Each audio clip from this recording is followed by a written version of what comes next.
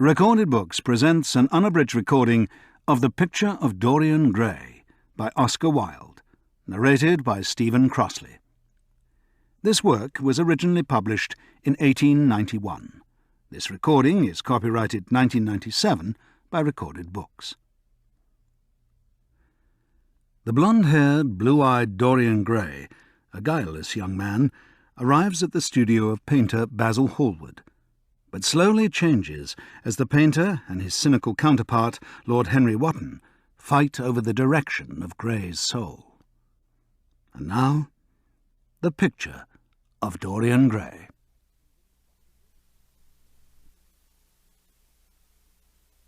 The Preface. The artist is the creator of beautiful things. To reveal art and conceal the artist is art's aim. The critic is he who can translate into another manner or a new material his impression of beautiful things. The highest as the lowest form of criticism is a mode of autobiography. Those who find ugly meanings in beautiful things are corrupt without being charming. This is a fault. Those who find beautiful meanings in beautiful things are the cultivated. For these there is hope. They are the elect, to whom beautiful things mean only beauty. There is no such thing as a moral or an immoral book. Books are well written or badly written. That is all. The 19th century dislike of realism is the rage of Caliban seeing his own face in a glass. The 19th century dislike of romanticism is the rage of Caliban not seeing his own face in a glass. The moral life of man forms part of the subject matter of the artist, but the morality of art consists in the perfect use of an imperfect medium. No artist desires to prove anything. Even things that are true can be proved. No artist has ethical sympathies. An ethical sympathy in an artist is an unpardonable mannerism of style. No artist is ever morbid. The artist can express everything. Thought and language are to the artist instruments of an art. Vice and virtue are to the artist materials for an art. From the point of view of form, the type of all the arts is the art of the musician. From the point of view of feeling, the actor's craft is the type. All art is at once surface and symbol. Those who go beneath the surface do so at their peril. Those who read the symbol do so at their peril. It is the spectator and not life that art really mirrors. Diversity of opinion about a work of art shows that the work is new, complex, and vital. When critics disagree, the artist is in accord with himself. We can forgive a man for making a useful thing as long as he does not admire it. The only excuse for making a useless thing is that one admires it intensely. All art is quite useless. Oscar Wilde. Chapter 1. The studio was filled with the rich odour of roses, and when the light summer wind stirred amidst the trees of the garden, there came through the open door the heavy scent of the lilac, or the more delicate perfume of the pink flowering thorn. From the corner of the divan of Persian saddlebags on which he was lying, smoking, as was his custom, innumerable cigarettes, Lord Henry Wotton could just catch the gleam of the honey-sweet and honey-coloured blossoms of a laburnum, whose tremulous branches seemed hardly able to bear the burden of a beauty so flame-like as theirs. And now and then the fantastic shadows of birds in flight flitted across the long tussar silk curtains that were stretched in front of the huge window, producing a kind of momentary Japanese effect, and making him think of those pallid, jade-faced painters of Tokyo who, through the medium of an art that is necessarily immobile, seek to convey the sense of swiftness and motion. The sullen murmur of the bees shouldering their way through the long unmown grass, or circling with monotonous insistence round the dusty gilt horns of the straggling woodbine, seemed to make the stillness more oppressive. The dim roar of London was like the bourdon note of a distant organ. In the centre of the room, clamped to an upright easel, stood the full-length portrait of a young man of extraordinary personal beauty, and in front of it, some little distance away, was sitting the artist himself, Basil Hallward, whose sudden disappearance some years ago caused at the time such public excitement and gave rise to so many strange conjectures. As the painter looked at the gracious and comely form he had so skilfully mirrored in his art, a smile of pleasure passed across his face and seemed about to linger there. But he suddenly started up and, closing his eyes, placed his fingers upon the lids, as though he sought to imprison within his brain some curious dream from which he feared he might awake. "It is your best work, Basil. The best thing you have ever done," said Lord Henry languidly. "You must certainly send it next year to the Grosvenor. The Academy is too large and too vulgar. Whenever I have gone there have been either so many people that I have not been able to see the pictures, which was dreadful, or so many pictures that I have not been able to see the people, which was worse. The Grosvenor is really the only place." "I don't think I shall send it anywhere," he answered, tossing his head back in that odd way that used to make his friends laugh at him at Oxford. "No, I won't send it anywhere." Lord Henry elevated his eyebrows and looked at him in amazement through the thin blue wreaths of smoke that curled up in such fanciful whorls from his heavy opium-tainted cigarette. "Not sent it anywhere? My dear fellow, why? Have you any reason? What odd chaps you painters are. You do anything in the world to gain a reputation. As soon as you have one, you seem to want to throw it away.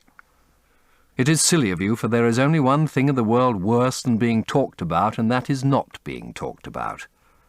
A portrait like this would set you far above all the young men in England and make the old men quite jealous, if old men are ever capable of any emotion.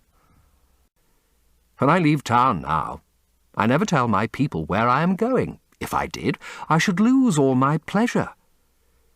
It is a silly habit, I dare say, but somehow it seems to bring a great deal of romance into one's life. I suppose you think me awfully foolish about it?" "Not at all," answered Lord Henry. "Not at all, my dear Basil. You seem to forget that I am married, and the one charm of marriage is that it makes a life of deception absolutely necessary for both parties. I never know where my wife is, and my wife never knows what I am doing. When we meet, we do meet occasionally, when we dine out together or go down to the Duke's. We tell each other the most absurd stories with the most serious faces. My wife is very good at it, much better in fact than I am. She never gets confused over her dates, and I always do. But when she does find me out, she makes no row at all. I sometimes wish she would, but she merely laughs at me." "I hate the way you talk about your married life, Harry," said Basil Hallward, strolling towards the door that led into the garden.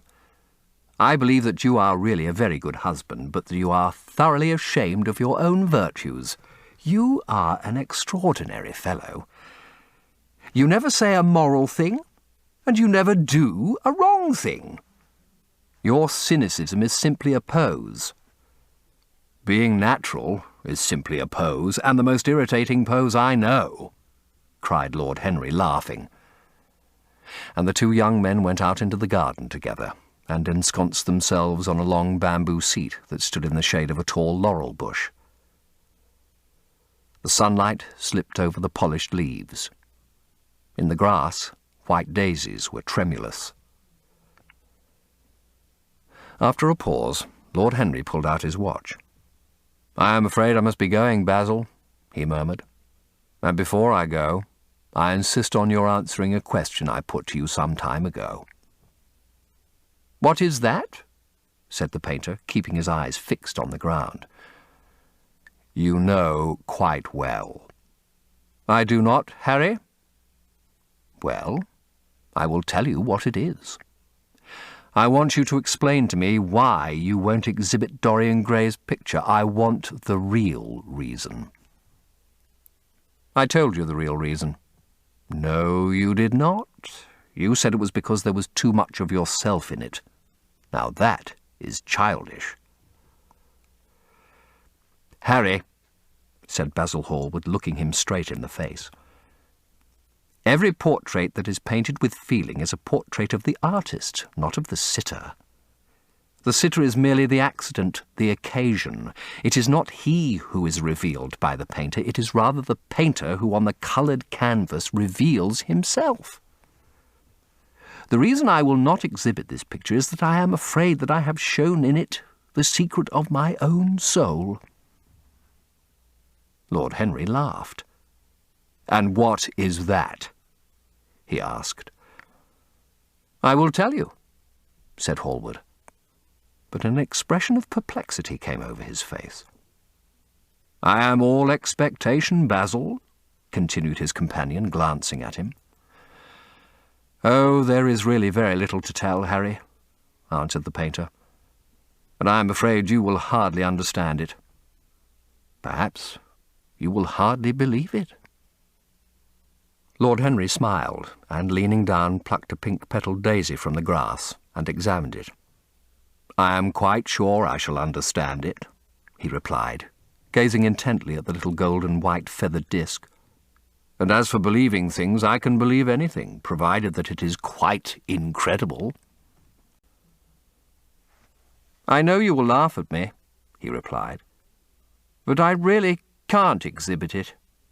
I have put too much of myself into it."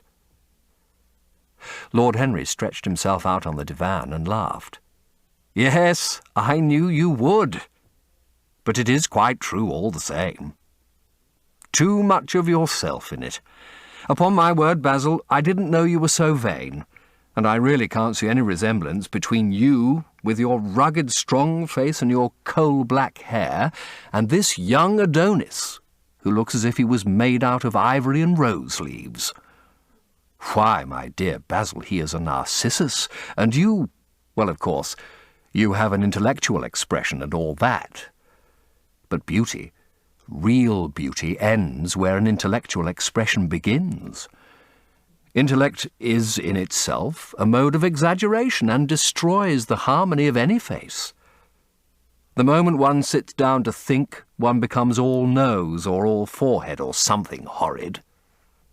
Look at the successful men in any of the learned professions. How perfectly hideous they are! Except, of course, in the church. But then in the church, they don't think.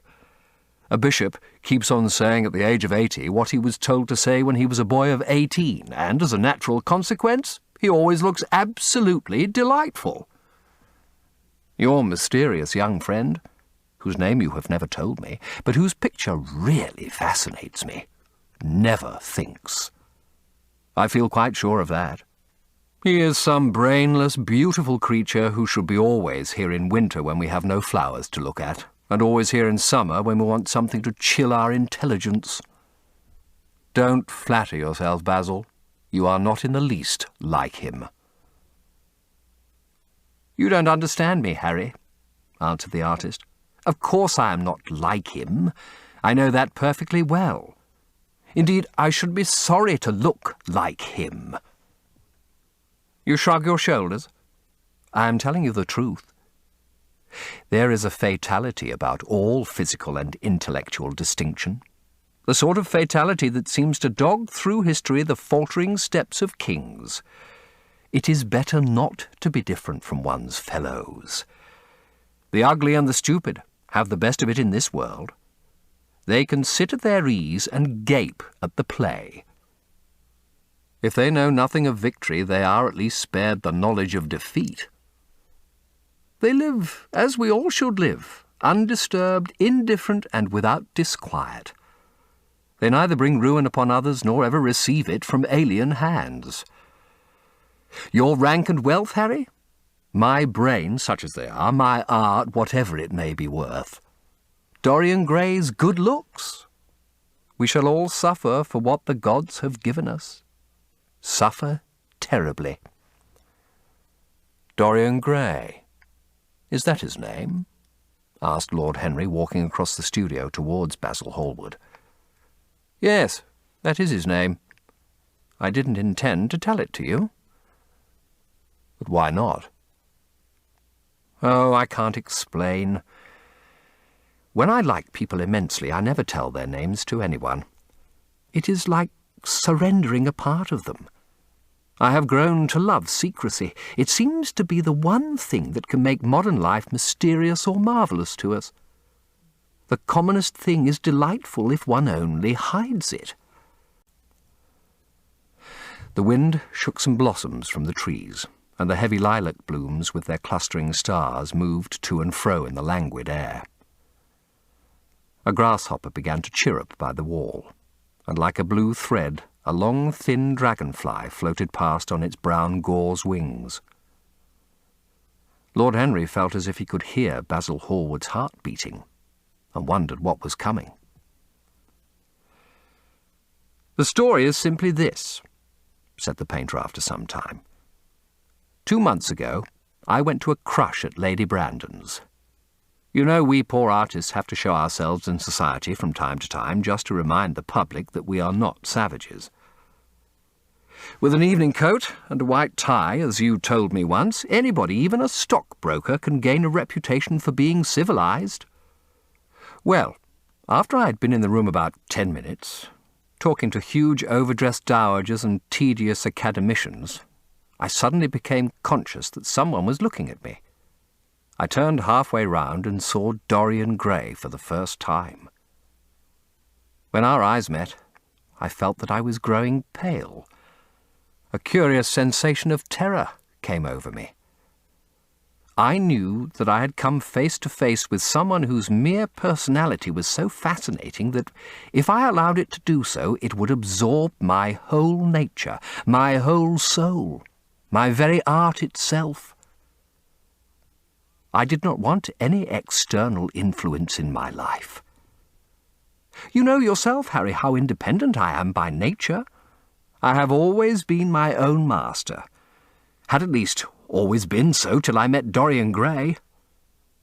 Then, but I don't know how to explain it to you. Something seemed to tell me that I was on the verge of a terrible crisis in my life.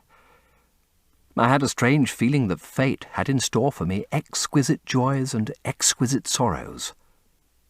I grew afraid and turned to quit the room. It was not conscience that made me do so. It was a sort of cowardice. I take no credit to myself for trying to escape. Conscience and cowardice are really the same things, Basil. Conscience is the trade name of the firm, that is all. I don't believe that, Harry, and I don't believe you do either. However, whatever was my motive, and it may have been pride, for I used to be very proud, I certainly struggled to the door. There, of course, I stumbled against Lady Brandon. "You are not going to run away so soon, Mr. Hallward?" she screamed out. You know her curiously shrill voice? "Yes, she is a peacock in everything but beauty," said Lord Henry, pulling the daisy to bits with his long, nervous fingers. I could not get rid of her. She brought me up to royalties, and people with stars and garters, and elderly ladies with gigantic tiaras and parrot noses. She spoke of me as her dearest friend. I had only met her once before, but she took it into her head to lionize me. I believe some picture of mine had made a great success at the time, at least had been chattered about in the penny newspapers, which is the 19th century standard of immortality. Suddenly I found myself face to face with the young man whose personality had so strangely stirred me. We were quite close, almost touching. Our eyes met again. It was reckless of me, but I asked Lady Brandon to introduce me to him. Perhaps it was not so reckless after all. It was simply inevitable. We would have spoken to each other without any introduction. I am sure of that. Dorian told me so afterwards. He, too, felt that we were destined to know each other. "And how did Lady Brandon describe this wonderful young man?" asked his companion. "I know she goes in for giving a rapid précis of all her guests. I remember her bringing me up to a truculent and red-faced old gentleman covered all over with orders and ribbons and hissing into my ear in a tragic whisper, which must have been perfectly audible to everybody in the room, the most astounding details. I simply fled. I like to find out people for myself. But Lady Brandon treats her guests exactly as an auctioneer treats his goods. She either explains them entirely away or tells one everything about them except what one wants to know." "Poor Lady Brandon, you are hard on her, Harry," said Hallward listlessly. "My dear fellow, she tried to found a salon and only succeeded in opening a restaurant. How could I admire her? But tell me, what did she say about Mr. Dorian Gray?" "Oh, something like, 'Charming boy, poor dear mother and I absolutely inseparable, quite forget what he does, afraid he doesn't do anything. Oh, yes, plays the piano. Or is it the violin, dear Mr. Gray?' Neither of us could help laughing, and we became friends at once. Laughter is not at all a bad beginning for a friendship, and it is far the best ending for one," said the young lord, plucking another daisy. Hallward shook his head. "Well, you don't understand what friendship is, Harry," he murmured, "or what enmity is, for that matter. You like everyone. That is to say, you are indifferent to everyone." "How horribly unjust of you," cried Lord Henry, tilting his hat back and looking up at the little clouds that, like ravelled skeins of glossy white silk, were drifting across the hollowed turquoise of the summer sky. "Yes, horribly unjust of you. I make a great difference between people. I choose my friends for their good looks, my acquaintances for their good characters, and my enemies for their good intellects. A man cannot be too careful in the choice of his enemies. I have not got one who is a fool. They are all men of some intellectual power, and consequently they all appreciate me." The end. You've been listening to The Picture of Dorian Gray by Oscar Wilde, narrated by Stephen Crossley. If you've enjoyed this book and this performance, Recorded Books recommends Lord Jim by Joseph Conrad, also narrated by Stephen Crossley, and Oscar Wilde Collected Stories by Oscar Wilde, narrated by Frank Muller. You'll find a wide selection of titles in the Recorded Books catalogue, including bestsellers, mysteries, classics, histories, and more. So to order another recorded book, or for a copy of our latest listing, please call us using the toll-free number found on the back of the book. You can order by phone with any major credit card, or by writing to us, or by faxing us. And don't forget to ask about easy 30-day rentals by mail. On our website, you can browse the catalogue, hear about the latest releases, place orders, or tune into narrator profiles and author interviews. So visit us there at www.recordedbooks.com. And thank you for being a Recorded Books reader. Is that very vain of me? I think it is rather vain. I should think it was, Harry. But according to your category, I must be merely an acquaintance. My dear old Basil, you are much more than an acquaintance. And much less than a friend. A sort of brother, I suppose. Oh, brothers. I don't care for brothers. My elder brother won't die, and my younger brothers seem never to do anything else. Harry! Exclaimed Hallward, frowning. My dear fellow, I am not quite serious, but I can't help detesting my relations. I suppose it comes from the fact that none of us can stand other people having the same faults as ourselves. I quite sympathise with the rage of the English democracy against what they call the vices of the upper orders. The masses feel that drunkenness, stupidity and immorality should be their own special property, and that if any one of us makes an ass of himself, he is poaching on their preserves. When poor Southwark got into the divorce court, Their indignation was quite magnificent, and yet I don't suppose that 10% of the proletariat live correctly. I don't agree with a single word that you have said, and what is more, Harry, I feel sure you don't either. Lord Henry stroked his pointed brown beard and tapped the toe of his patent leather boot with a tasselled ebony cane. How English you are, Basil. That is the second time you have made that observation. If one puts forward an idea to a true Englishman, always a rash thing to do, he never dreams of considering whether the idea is right or wrong. The only thing he considers of any importance is whether one believes it oneself. Now, the value of an idea has nothing whatsoever to do with the sincerity of the man who expresses it. Indeed, the probabilities are that the more insincere the man is, the more purely intellectual will the idea be.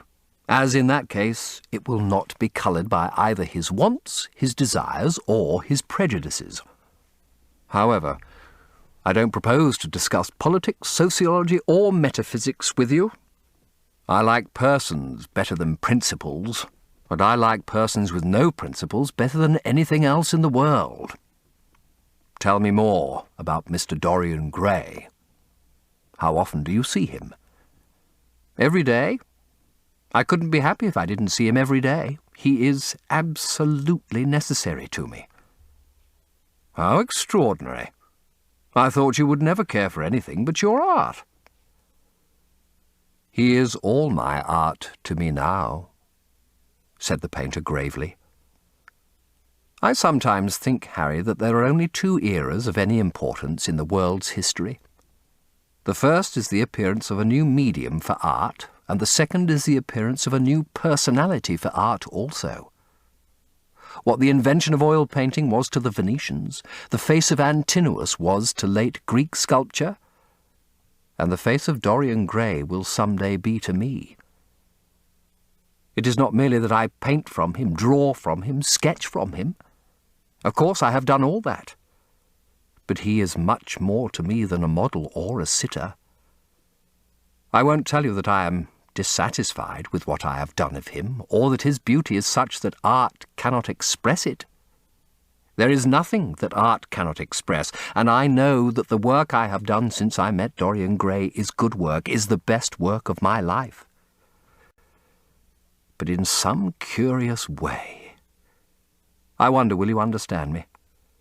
His personality has suggested to me an entirely new manner in art, an entirely new mode of style. I see things differently, I think of them differently. I can now recreate life in a way that was hidden from me before. A dream of form in days of thought.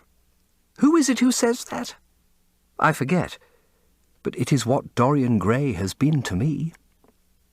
The merely visible presence of this lad, for he seems to me little more than a lad, though he is really over 20. His merely visible presence. Ah! I wonder, can you realise all that that means? Unconsciously he defines for me the lines of a fresh school, a school that is to have in it all the passion of the romantic spirit, all the perfection of the spirit that is Greek, the harmony of soul and body. How much that is! We in our madness have separated the two and have invented a realism that is vulgar, an ideality that is void. Harry, if you only knew what Dorian Gray is to me. You remember that landscape of mine for which Agnew offered me such a huge price, but which I would not part with? It is one of the best things I have ever done. And why is it so? Because while I was painting it, Dorian Gray sat beside me. Some subtle influence passed from him to me, and for the first time in my life I saw in the plain woodland the wonder I had always looked for and always missed. Basil, this is extraordinary. I must see Dorian Gray. Hallward got up from the seat and walked up and down the garden. After some time he came back. "Harry," he said, Dorian Gray is to me simply a motive in art. You might see nothing in him. I see everything in him. He is never more present in my work than when no image of him is there. He is a suggestion, as I have said, of a new manner. I find him in the curves of certain lines, in the loveliness and subtleties of certain colours. That is all. Then why won't you exhibit his portrait? Asked Lord Henry. Because, without intending it, I have put into it some expression of all this curious artistic idolatry of which, of course, I have never cared to speak to him. He knows nothing about it. He shall never know anything about it. But the world might guess it, and I will not bare my soul to their shallow, prying eyes. My heart shall never be put under their microscope. There is too much of myself in the thing, Harry. Too much of myself. Poets are not so scrupulous as you are. They know how useful passion is for publication. Nowadays a broken heart will run to many editions. I hate them for it, cried Hallward. An artist should create beautiful things, but should put nothing of his own life into them. We live in an age when men treat art as if it were meant to be a form of autobiography. We have lost the abstract sense of beauty. Some day I will show the world what it is. And for that reason, the world shall never see my portrait of Dorian Gray. I think you are wrong, Basil, but I won't argue with you. It is only the intellectually lost who ever argue. Tell me, is Dorian Gray very fond of you? The painter considered for a few moments. He likes me, he answered after a pause. I know he likes me. Of course I flatter him dreadfully.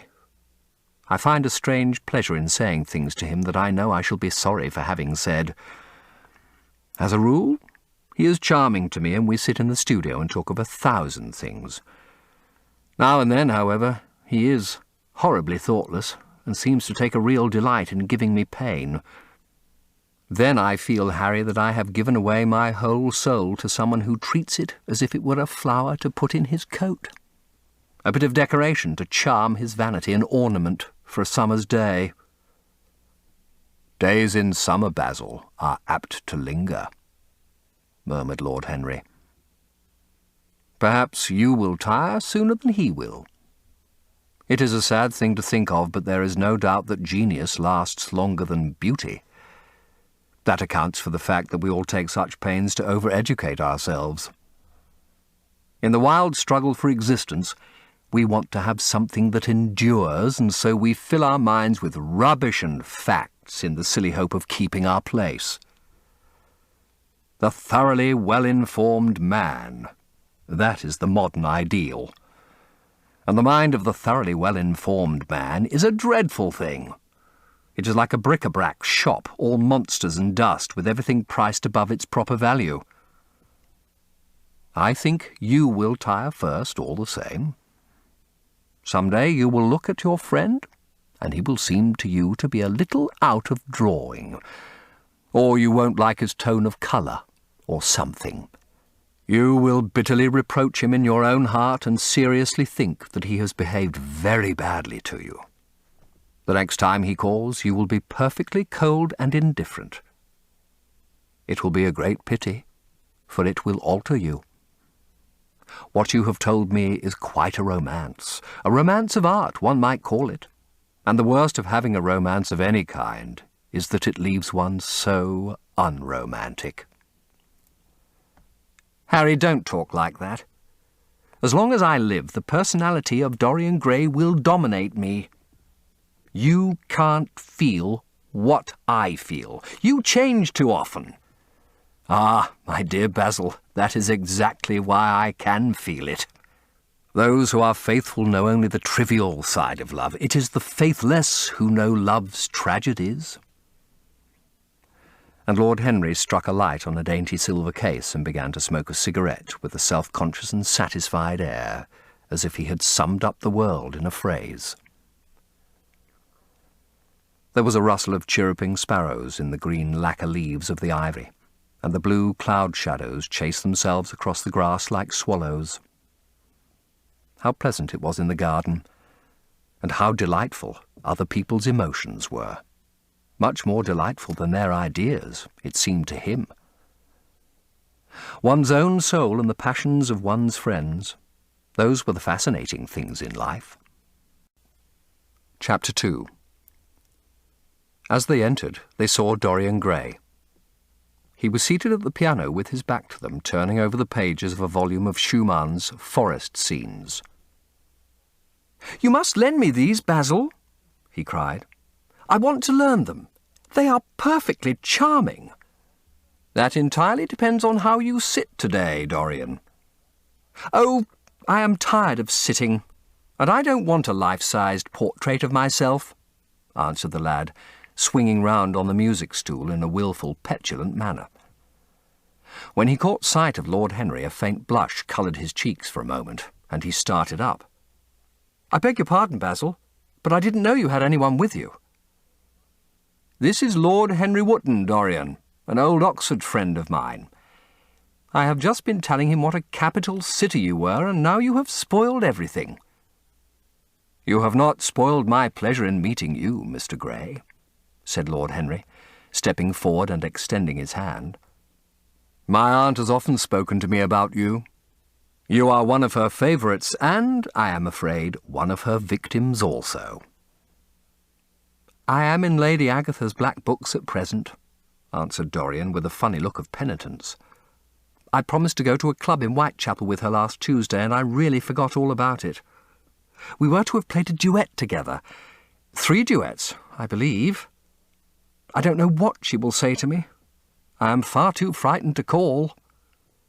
"Oh, I will make your peace with my aunt. She is quite devoted to you. And I don't think it really matters about your not being there. The audience probably thought it was a duet. When Aunt Agatha sits down to the piano, she makes quite enough noise for 2 people.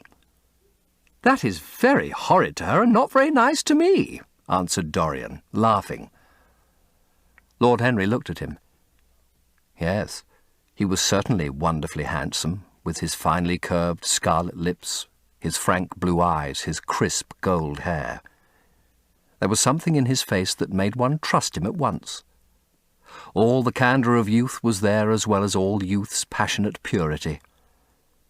One felt that he had kept himself unspotted from the world.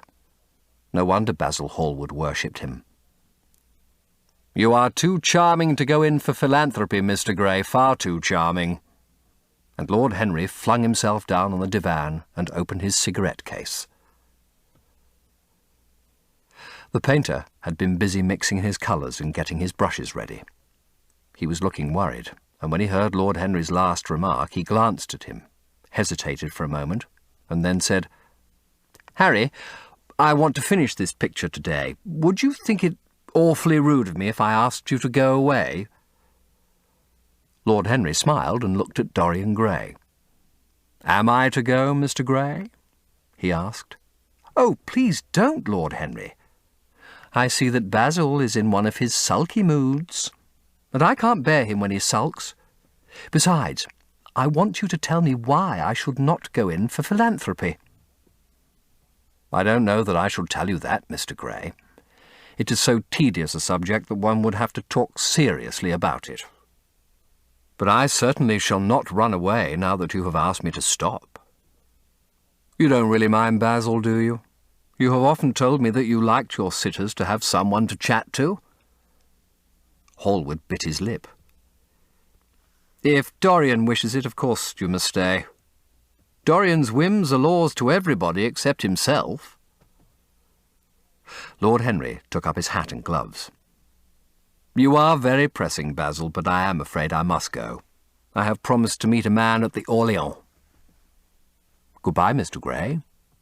Come and see me some afternoon in Curzon Street. I am nearly always at home at 5 o'clock. Write to me when you are coming. I should be sorry to miss you."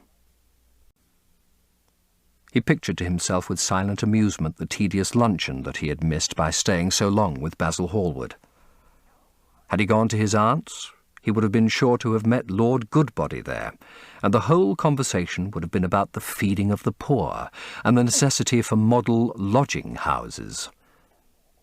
Each class would have preached the importance of those virtues for whose exercise there was no necessity in their own lives. The rich would have spoken on the value of thrift, and the idle grown eloquent over the dignity of labour. It was charming to have escaped all that. As he thought of his aunt, an idea seemed to strike him. He turned to Hallward and said, "My dear fellow, I have just remembered." "Remembered what, Harry?" "Where I heard the name of Dorian Gray." "Where was it?" asked Hallward with a slight frown. "Don't look so angry, Basil. It was at my aunt, Lady Agatha's. She told me she had discovered a wonderful young man who was going to help her in the East End, and that his name was Dorian Gray. I am bound to state that she never told me he was good-looking. Women have no appreciation of good looks, at least good women have not. She said that he was very earnest and had a beautiful nature. I at once pictured to myself a creature with spectacles and lank hair, horribly freckled and tramping about on huge feet.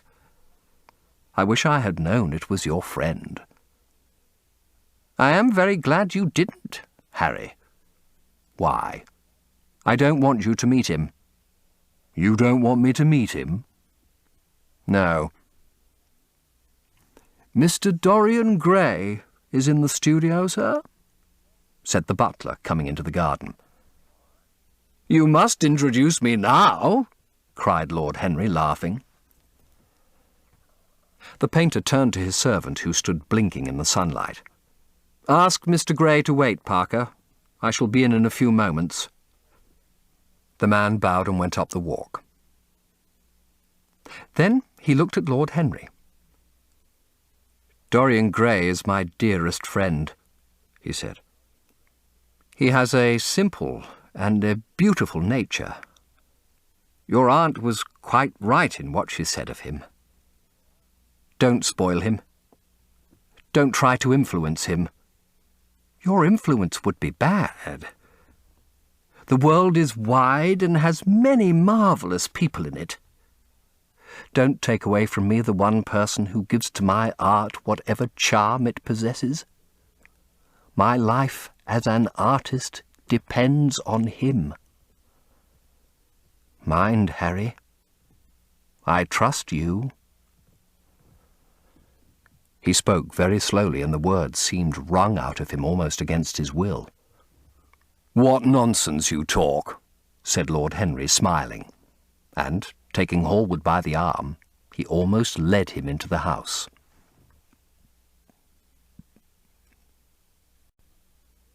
"Basil," cried Dorian Gray, "if Lord Henry Wotton goes, I shall go too. You never open your lips while you are painting, and it is horribly dull standing on a platform and trying to look pleasant. Ask him to stay. I insist upon it." "Stay, Harry, to oblige Dorian, and to oblige me," said Hallward, gazing intently at his picture. "It is quite true, I never talk when I am working, and never listen either, and it must be dreadfully tedious for my unfortunate sitters. I beg you to stay." "But what about my man at the Orléans?" The painter laughed. "I don't think there will be any difficulty about that. Sit down again, Harry. And now, Dorian, get up on the platform and don't move about too much, or pay any attention to what Lord Henry says. He has a very bad influence over all his friends, with the single exception of myself." Dorian Gray stepped up on the dais with the air of a young Greek martyr, and made a little moo of discontent to Lord Henry, to whom he had rather taken a fancy. He was so unlike Basil. They made a delightful contrast, and he had such a beautiful voice. After a few moments he said to him, "Have you really a very bad influence, Lord Henry? As bad as Basil says?" "There is no such thing as a good influence, Mr. Gray. All influence is immoral. Immoral from the scientific point of view." "Why?" "Because to influence a person is to give him one's own soul. He does not think his natural thoughts or burn with his natural passions. His virtues are not real to him. His sins, if there are such things as sins, are borrowed. He becomes an echo of someone else's music, an actor of a part that has not been written for him. The aim of life is self-development. To realize one's nature perfectly, that is what each of us is here for. People are afraid of themselves nowadays. They have forgotten the highest of all duties, the duty that one owes to oneself. Of course, they are charitable. They feed the hungry and clothe the beggar, but their own souls starve and are naked. Courage has gone out of our race. Perhaps we never really had it. The terror of society, which is the basis of morals, the terror of God, which is the secret of religion, these are the two things that govern us. And yet... "Just turn your head a little more to the right, Dorian, like a good boy," said the painter, deep in his work, and conscious only that a look had come into the lad's face that he had never seen there before. "And yet," continued Lord Henry in his low, musical voice, and with that graceful wave of the hand that was always so characteristic of him, and that he had even in his Eton days, "I believe that if one man were to live out his life fully and completely, were to give form to every feeling, expression to every thought, reality to every dream, I believe that the world would gain such a fresh impulse of joy that we would forget all the maladies of medievalism and return to the Hellenic ideal, to something finer, richer than the Hellenic ideal, it may be. But the bravest man amongst us is afraid of himself. The mutilation of the savage has its tragic survival in the self-denial that mars our lives. We are punished for our refusals. Every impulse that we strive to strangle broods in the mind and poisons us. The body sins once and has done with its sin, for action is a mode of purification. Nothing remains then but the recollection of a pleasure, or the luxury of a regret. The only way to get rid of a temptation is to yield to it. Resist it, and your soul grows sick with longing for the things it has forbidden to itself, with desire for what its monstrous laws have made monstrous and unlawful. It has been said that the great events of the world take place in the brain. It is in the brain and the brain only that the great sins of the world take place also.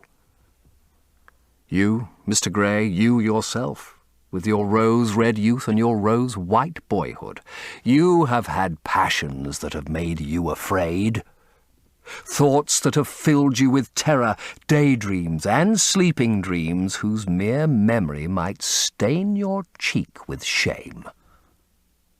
"Stop," faltered Dorian Gray. "Stop. You bewilder me. I don't know what to say. There is some answer to you, but I cannot find it. Don't speak. Let me think. Or rather, let me try not to think." For nearly 10 minutes he stood there, motionless, with parted lips and eyes strangely bright. He was dimly conscious that entirely fresh influences were at work within him, yet they seemed to him to have come really from himself. The few words that Basil's friend had said to him, words spoken by chance, no doubt, and with wilful paradox in them, had touched some secret chord that had never been touched before, but that he felt was now vibrating and throbbing to curious pulses. Music had stirred him like that. Music had troubled him many times, but music was not articulate. It was not a new world, but rather another chaos that it created in us. Words, mere words, how terrible they were, how clear and vivid and cruel. One could not escape from them, and yet what a subtle magic there was in them. They seemed to be able to give a plastic form to formless things, and to have a music of their own as sweet as that of viola or of lute. Mere words. Was there anything so real as words? Yes. There had been things in his boyhood that he had not understood. He understood them now. Life suddenly became fiery-coloured to him. It seemed to him that he had been walking in fire. Why had he not known it? With his subtle smile, Lord Henry watched him. He knew the precise psychological moment when to say nothing. He felt intensely interested. He was amazed at the sudden impression that his words had produced, and remembering a book that he had read when he was 16, a book which had revealed to him much that he had not known before, he wondered whether Dorian Gray was passing through a similar experience. He had merely shot an arrow into the air. Had it hit the mark? How fascinating the lad was.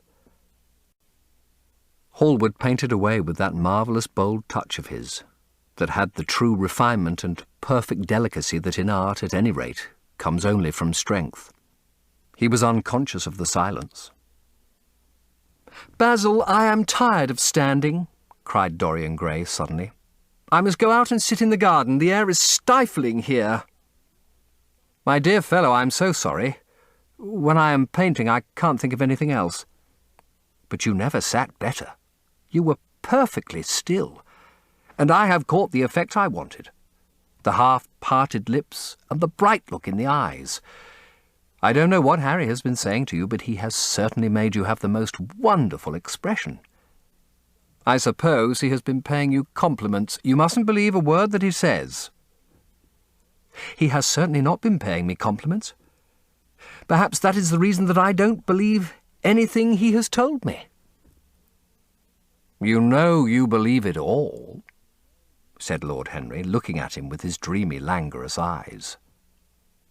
"I will go out into the garden with you. It is horribly hot in the studio. Basil, let us have something iced to drink. Something with strawberries in it." "Certainly, Harry. Just touch the bell, and when Parker comes I will tell him what you want. I have got to work up this background, so I will join you later on. Don't keep Dorian too long. I have never been in better form for painting than I am today. This is going to be my masterpiece. It is my masterpiece as it stands." Lord Henry went out to the garden and found Dorian Gray burying his face in the great, cool lilac blossoms, feverishly drinking in their perfume as if it had been wine. He came close to him and put his hand upon his shoulder. "You are quite right to do that," he murmured. "Nothing can cure the soul but the senses, just as nothing can cure the senses but the soul." The lad started and drew back. He was bareheaded, and the leaves had tossed his rebellious curls and tangled all their gilded threads. There was a look of fear in his eyes, such as people have when they are suddenly awakened.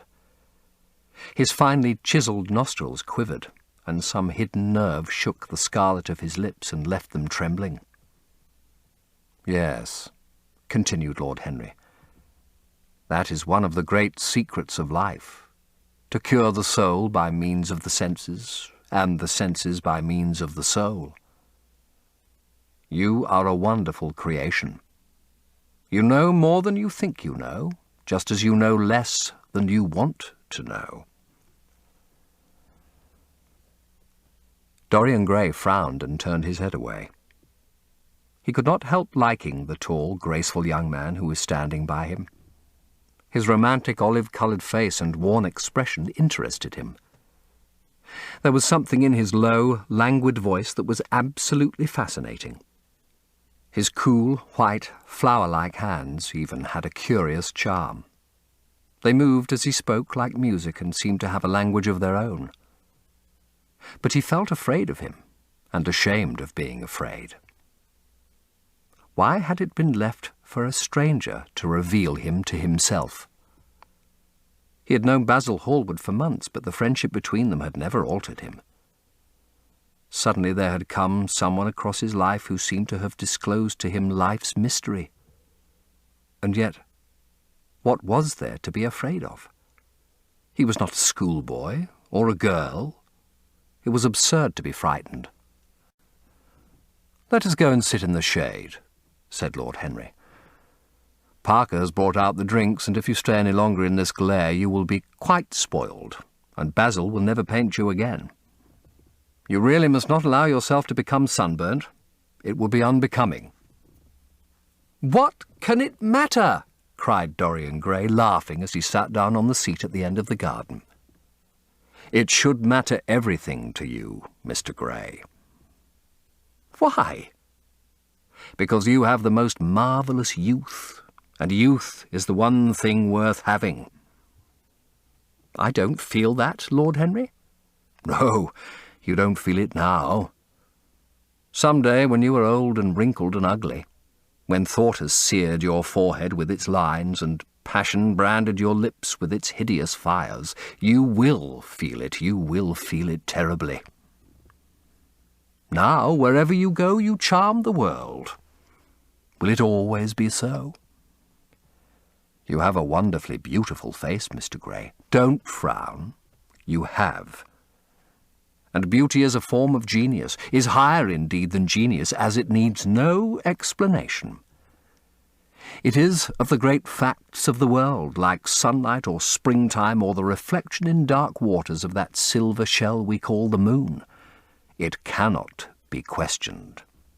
It has its divine right of sovereignty. It makes princes of those who have it. You smile. Ah! When you have lost it, you won't smile. People say sometimes that beauty is only superficial. That may be so, but at least it is not so superficial as thought is.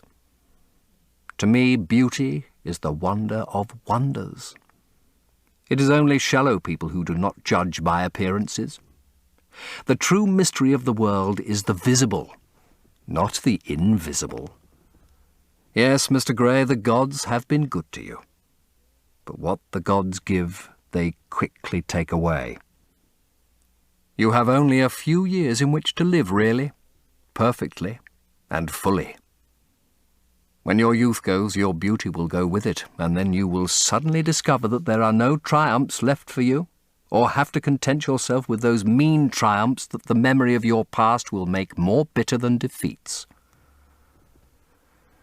Every month as it wanes brings you nearer to something dreadful. Time is jealous of you and wars against your lilies and your roses. You will become sallow and hollow-cheeked and dull-eyed. You will suffer horribly. Ah! Realize your youth while you have it. Don't squander the gold of your days listening to the tedious, trying to improve the hopeless failure, or giving away your life to the ignorant, the common and the vulgar. These are the sickly aims, the false ideals of our age. Live. Live the wonderful life that is in you. Let nothing be lost upon you. Be always searching for new sensations. Be afraid of nothing. A new hedonism. That is what our century wants. You might be its visible symbol. With your personality, there is nothing you could not do. The world belongs to you for a season.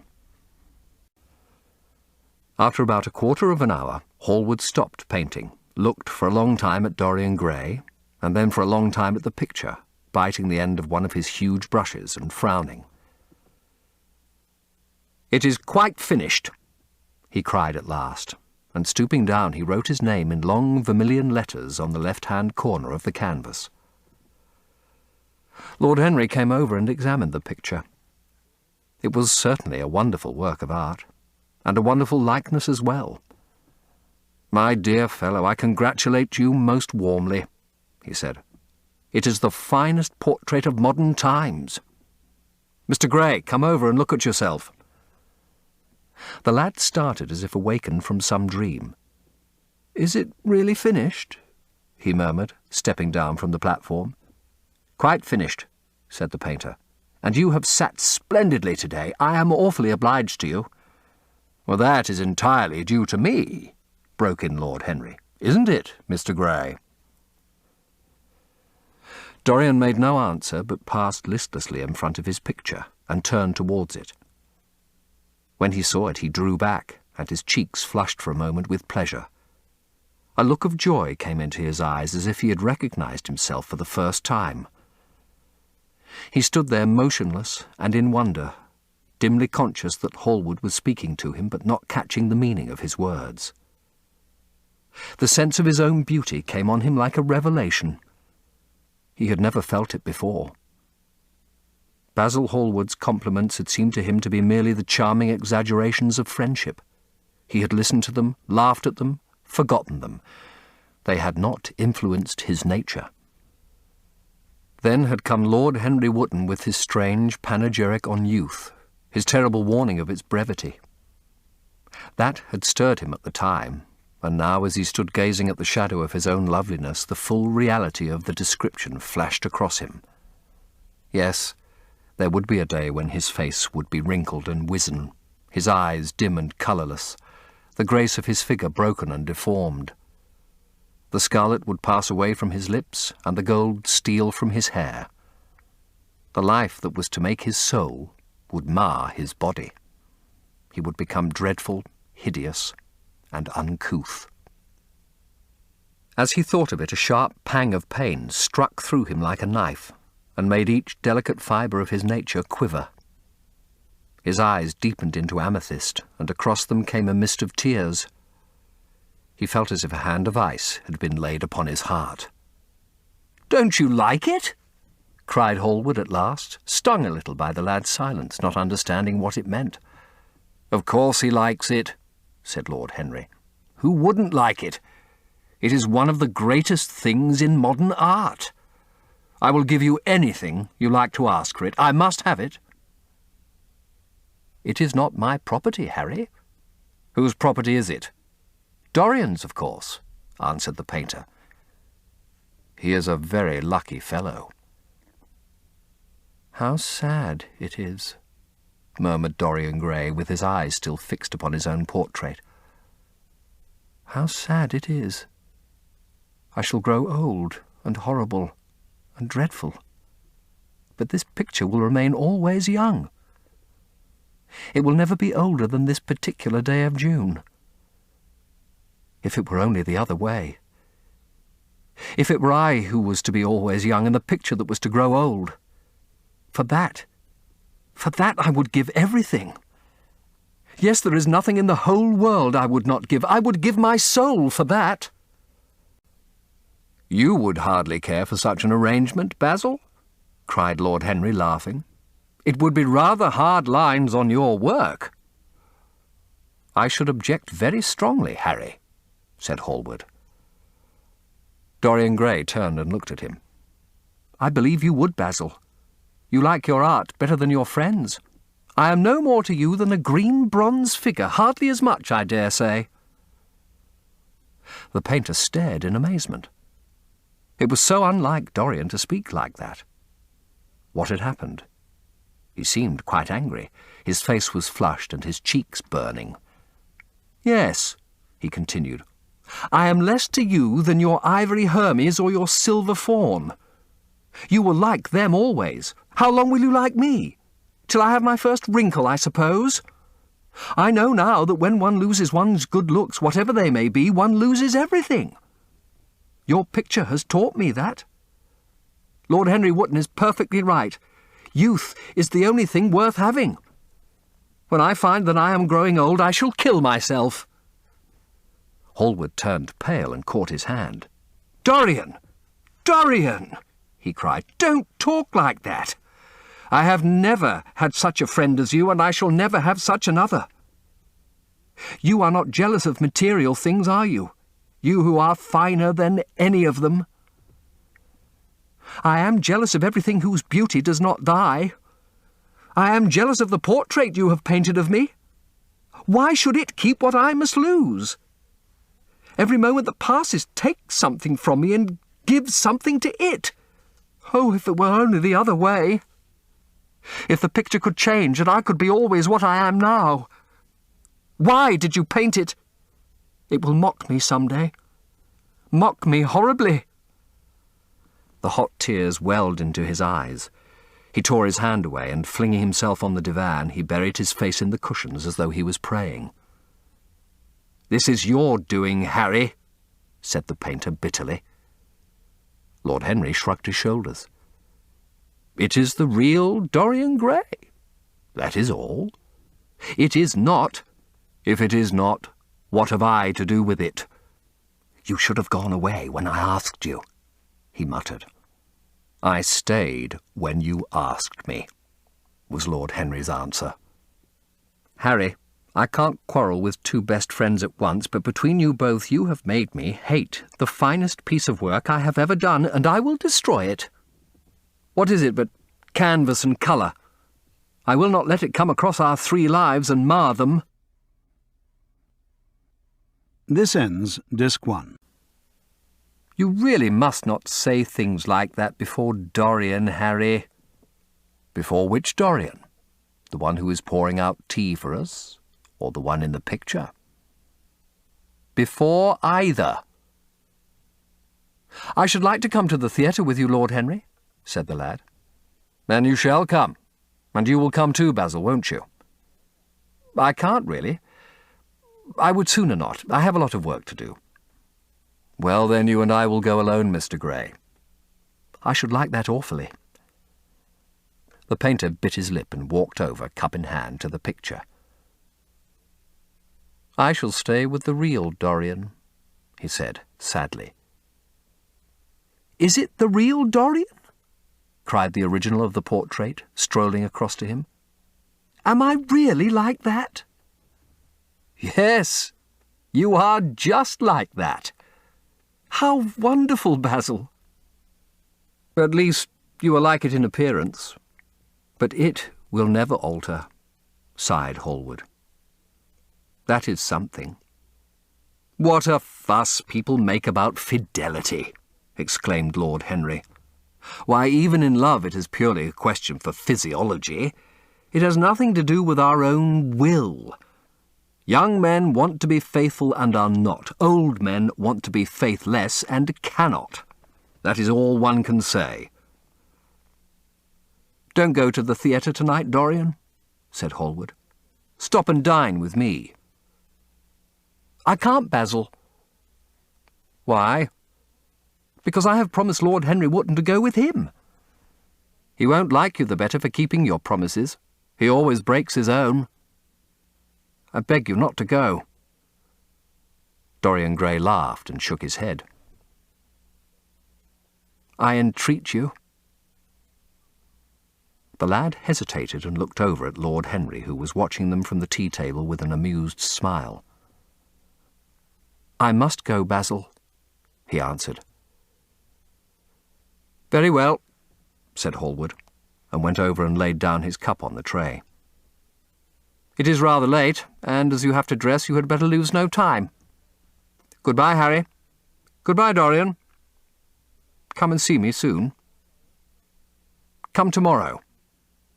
"Certainly." "You won't forget?" "No, of course not," cried Dorian. "And, Harry." "Yes, Basil." "Remember what I asked you when we were in the garden this morning?" "I have forgotten it." "I trust you."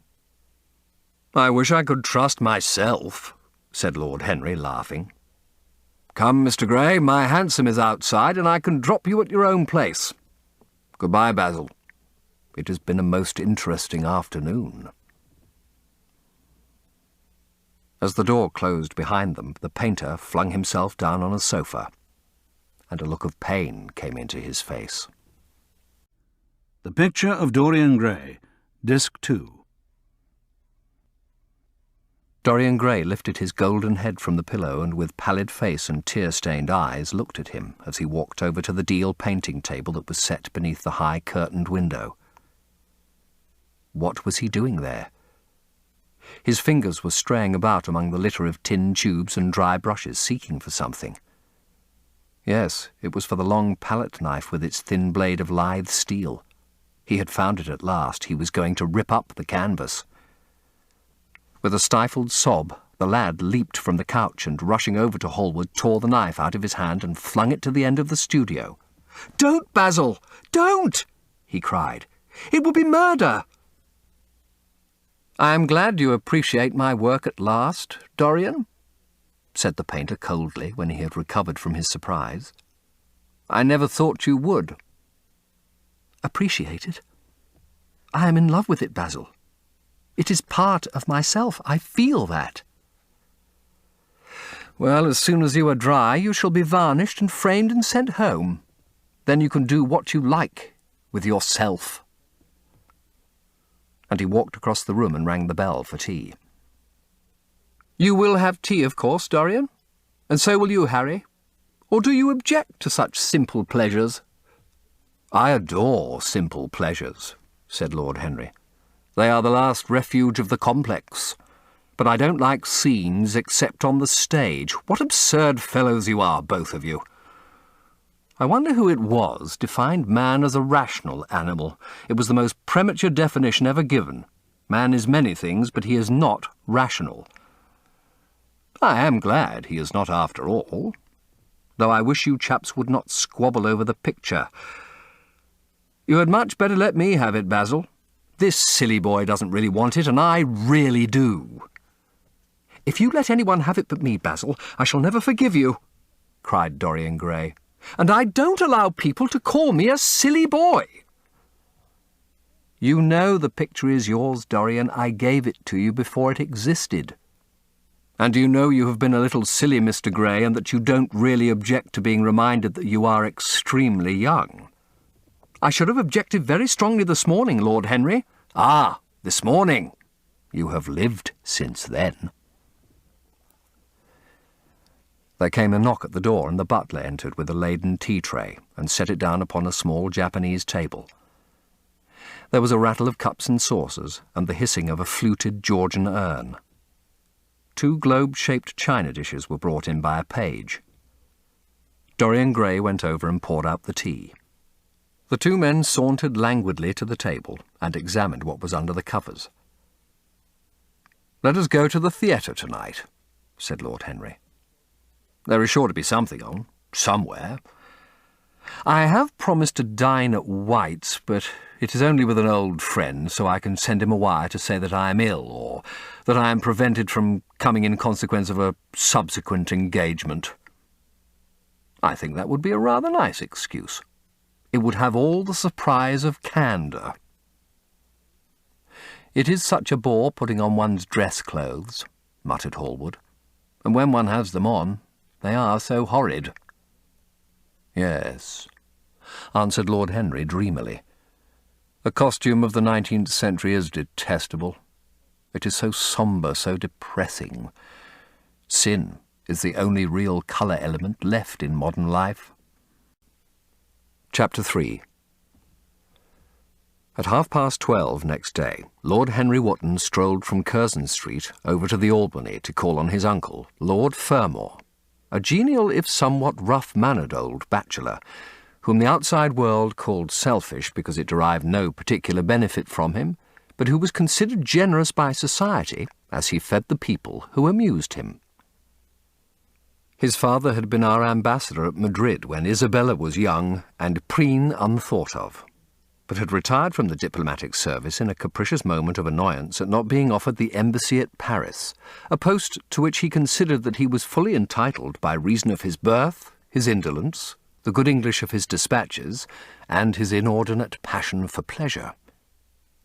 The son, who had been his father's secretary, had resigned along with his chief, somewhat foolishly as was thought at the time, and, on succeeding some months later to the title, had set himself to the serious study of the great aristocratic art of doing absolutely nothing. He had 2 large townhouses, but preferred to live in chambers, as it was less trouble, and took most of his meals at his club. He paid some attention to the management of his collieries in the Midland counties, excusing himself for this taint of industry on the ground that the one advantage of having coal was that it enabled a gentleman to afford the decency of burning wood on his own hearth. In politics he was a Tory, except when the Tories were in office, during which period he roundly abused them for being a pack of radicals. He was a hero to his valet, who bullied him, and a terror to most of his relations whom he bullied in turn. Only England could have produced him, and he always said that the country was going to the dogs. His principles were out of date, but there was a good deal to be said for his prejudices. When Lord Henry entered the room, he found his uncle sitting in a rough shooting coat, smoking a cheroot and grumbling over the Times. "Well, Harry," said the old gentleman, "what brings you out so early? I thought you dandies never got up till 2 and were not visible till 5. "Pure family affection, I assure you, Uncle George. I want to get something out of you." "Money, I suppose?" said Lord Fermor, making a wry face. "Well, sit down and tell me all about it. Young people nowadays imagine that money is everything." "Yes," murmured Lord Henry, settling his buttonhole in his coat. "And when they grow older, they know it. But I don't want money.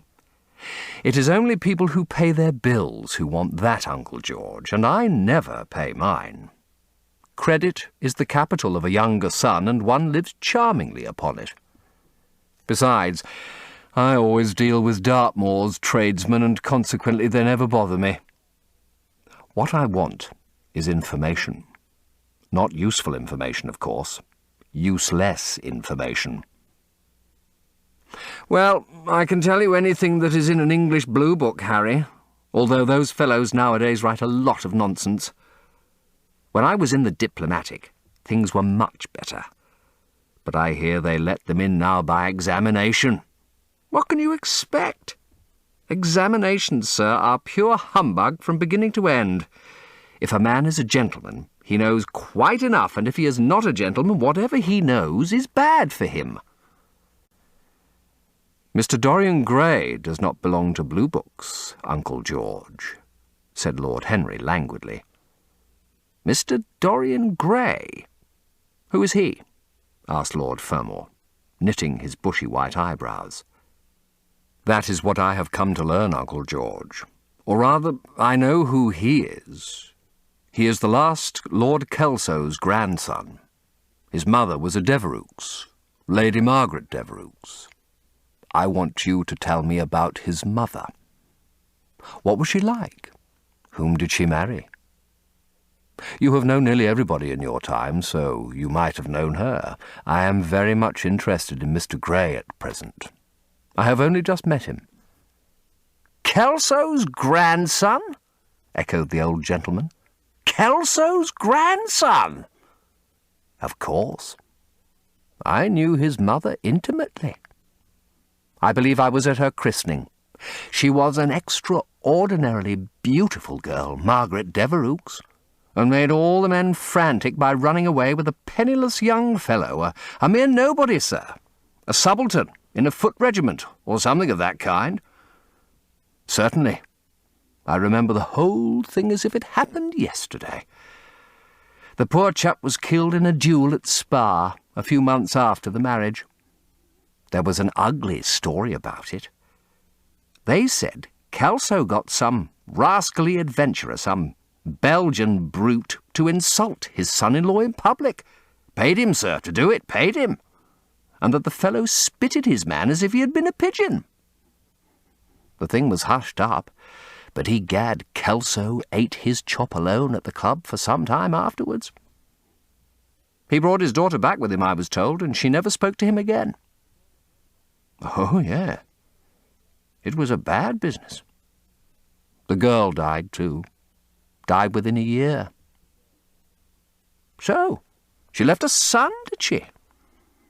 I had forgotten that. What sort of boy is he? If he is like his mother, he must be a good-looking chap. He is very good-looking, assented Lord Henry. I hope he will fall into proper hands, continued the old man. He should have a pot of money waiting for him if Kelso did the right thing by him. His mother had money too. All the Selby property came to her through her grandfather. Her grandfather hated Kelso, thought him a mean dog. He was, too. Came to Madrid once, when I was there. Egad, I was ashamed of him. The Queen used to ask me about the English noble who was always quarrelling with the cabmen about their fares. They made quite a story of it. I didn't dare to show my face at court for a month. I hope he treated his grandson better than he did the Jarvies." "I don't know," answered Lord Henry. "I fancy that the boy will be well off. He is not of age yet. He has Selby, I know. He told me so. And his mother was very beautiful." "Margaret Devereux was one of the loveliest creatures I ever saw, Henry. What on earth induced her to behave as she did, I never could understand. She could have married anybody she chose. Carlington was mad after her. She was romantic, though. All the women of that family were. The men were a poor lot, but egad, the women were wonderful. Carlington went on his knees to her, told me so himself. She laughed at him, and there wasn't a girl in London at the time who wasn't after him. And by the way, Harry, talking about silly marriages, what is this humbug your father tells me about Dartmoor wanting to marry an American? Ain't English girls good enough for him?" "It is rather fashionable to marry Americans just now, Uncle George." "I'll back English women against the world, Harry," said Lord Fermor, striking the table with his fist. "The betting is on the Americans." "They don't last, I am told," muttered his uncle. "A long engagement exhausts them, but they are capital at a steeplechase. They take things flying. I don't think Dartmoor has a chance." "Who are her people?" grumbled the old gentleman. "Has she got any?" Lord Henry shook his head. "American girls are as clever at concealing their parents as English women are at concealing their past," he said, rising to go. "They are pork packers, I suppose?" "I hope so, Uncle George, for Dartmoor's sake. I am told that pork packing is the most lucrative profession in America, after politics." "Is she pretty?" "She behaves as if she was beautiful. Most American women do. It is the secret of their charm." "Why can't these American women stay in their own country? They're always telling us that it is the paradise for women." "It is. That is the reason why, like Eve, they are so excessively anxious to get out of it," said Lord Henry. "Goodbye, Uncle George. I shall be late for lunch if I stop any longer. Thanks for giving me the information I wanted. I always like to know everything about my new friends and nothing about my old ones. Where are you lunching, Harry?" "At Aunt Agatha's. I have asked myself and Mr. Gray. He is her latest protégé." "Humph! Tell your Aunt Agatha, Harry, not to bother me any more with her charity appeals. I am sick of them. Why, the good woman thinks that I have nothing to do but to write cheques for her silly fads." "All right, Uncle George, I'll tell her. But it won't have any effect. Philanthropic people lose all sense of humanity. It is their distinguishing characteristic." The old gentleman growled approvingly and rang the bell for his servant. Lord Henry passed up the low arcade into Burlington Street and turned his steps in the direction of Berkeley Square. So, that was the story of Dorian Gray's parentage. Crudely as it had been told to him, it had yet stirred him by its suggestion of a strange, almost modern romance. A beautiful woman risking everything for a mad passion. A few wild weeks of happiness cut short by a hideous, treacherous crime. Months of voiceless agony, and then a child born in pain. The mother snatched away by death, the boy left to solitude and the tyranny of an old and loveless man. Yes, it was an interesting background. It posed the lad, made him more perfect, as it were. Behind every exquisite thing that existed, there was something tragic. Worlds had to be in travail that the meanest flower might blow. And how charming he had been at dinner the night before, as, with startled eyes and lips parted in frightened pleasure, he had sat opposite to him at the club, the red candle shade staining to a richer rose the wakening wonder of his face. Talking to him was like playing upon an exquisite violin. He answered to every touch and thrill of the bow. There was something terribly enthralling in the exercise of influence. No other activity was like it. To project one's soul into some gracious form and let it tarry there for a moment. To hear one's own intellectual views echoed back to one with all the added music of passion and youth. To convey one's temperament into another as though it were a subtle fluid or a strange perfume. There was a real joy in that. Perhaps the most satisfying joy left to us in an age so limited and vulgar as our own, an age grossly carnal in its pleasures and grossly common in its aims. He was a marvellous type, too, this lad, whom by so curious a chance he had met in Basil's studio, or could be fashioned into a marvellous type at any rate. Grace was his, and the white purity of boyhood, and beauty such as old Greek marbles kept for us. There was nothing that one could not do with him. He could be made a Titan or a toy. What a pity it was that such beauty was destined to fade. And Basil, from a psychological point of view, how interesting he was. The new manner in art, the fresh mode of looking at life, suggested so strangely by the merely visible presence of one who was unconscious of it all. The silent spirit that dwelt in dim woodland and walked unseen in open fields, suddenly showing herself dryad-like and not afraid, because in his soul who sought for her there had been wakened that wonderful vision to which alone are wonderful things revealed. The mere shapes and patterns of things becoming, as it were, refined, and gaining a kind of symbolical value as though they were themselves patterns of some other and more perfect form, whose shadow they made real. How strange it all was. He remembered something like it in history.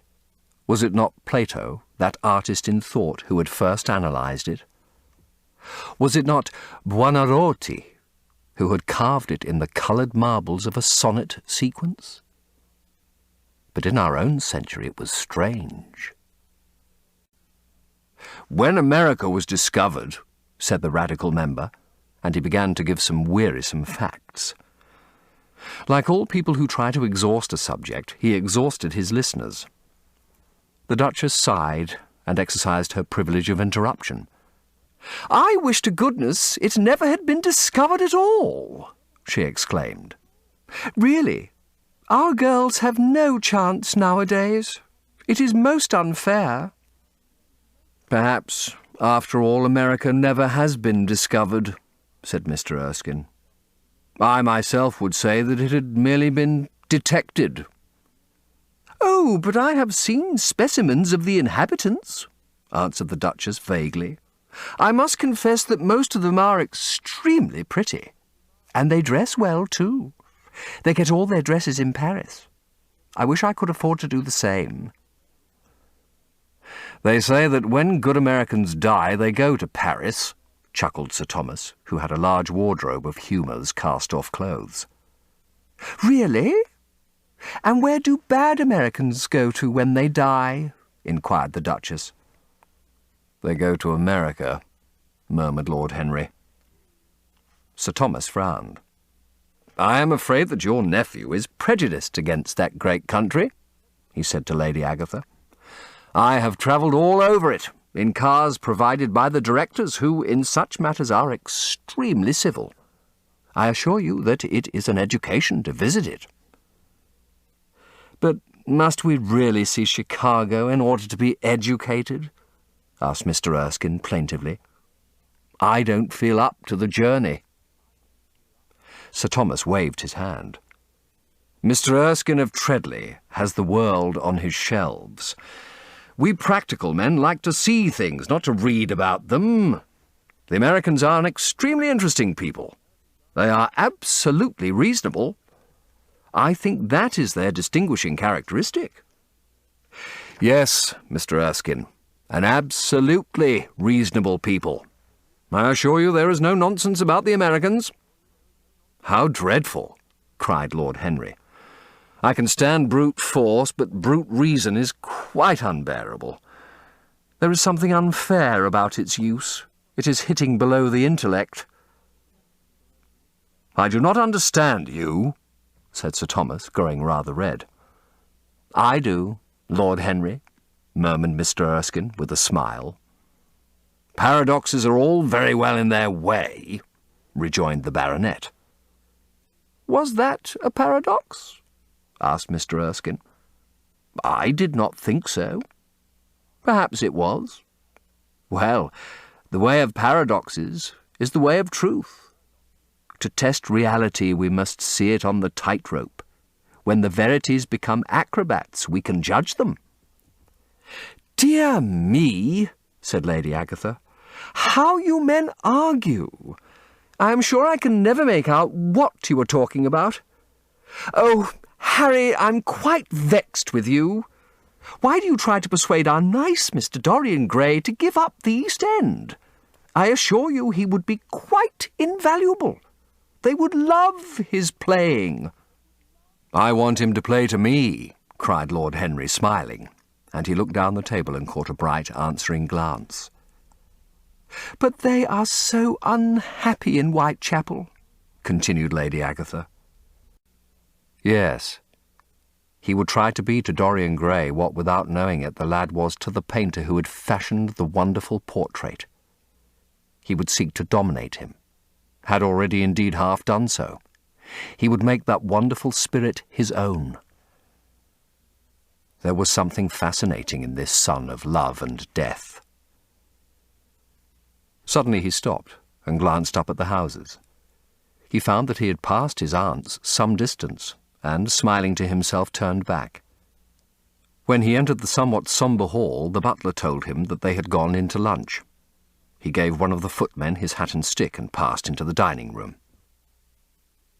"Late, as usual, Harry," cried his aunt, shaking her head at him.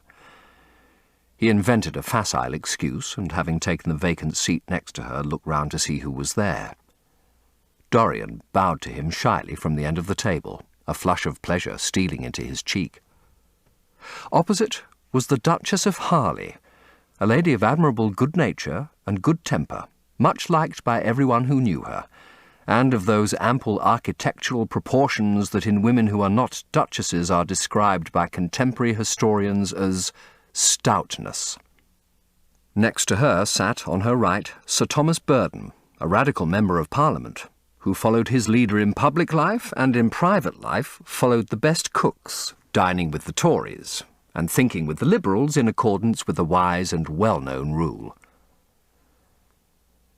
The post on her left was occupied by Mr. Erskine of Treadley, an old gentleman of considerable charm and culture who had fallen, however, into bad habits of silence, having, as he explained once to Lady Agatha, said everything that he had to say before he was 30.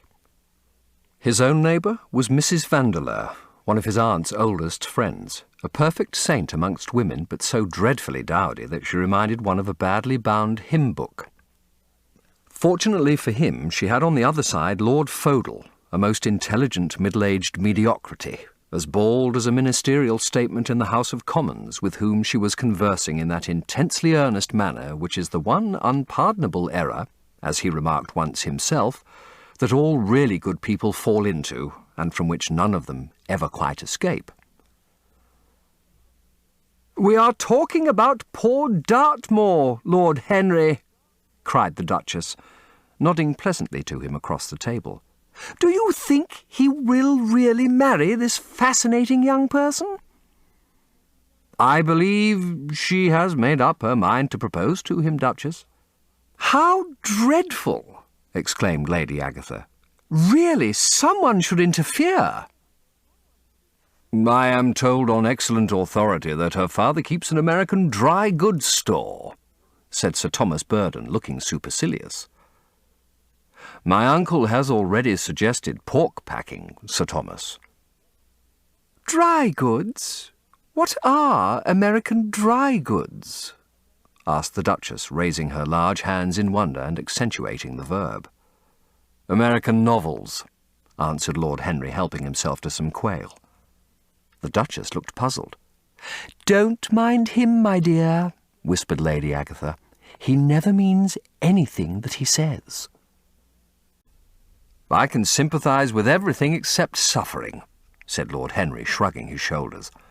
"I cannot sympathise with that. It is too ugly, too horrible, too distressing. There is something terribly morbid in the modern sympathy with pain. One should sympathise with the colour, the beauty, the joy of life. The less said about life's sores, the better. Still, the East End is a very important problem," remarked Sir Thomas with a grave shake of the head. "Quite so," answered the young lord. "It is the problem of slavery, and we try to solve it by amusing the slaves." The politician looked at him keenly. "What change do you propose, then?" he asked.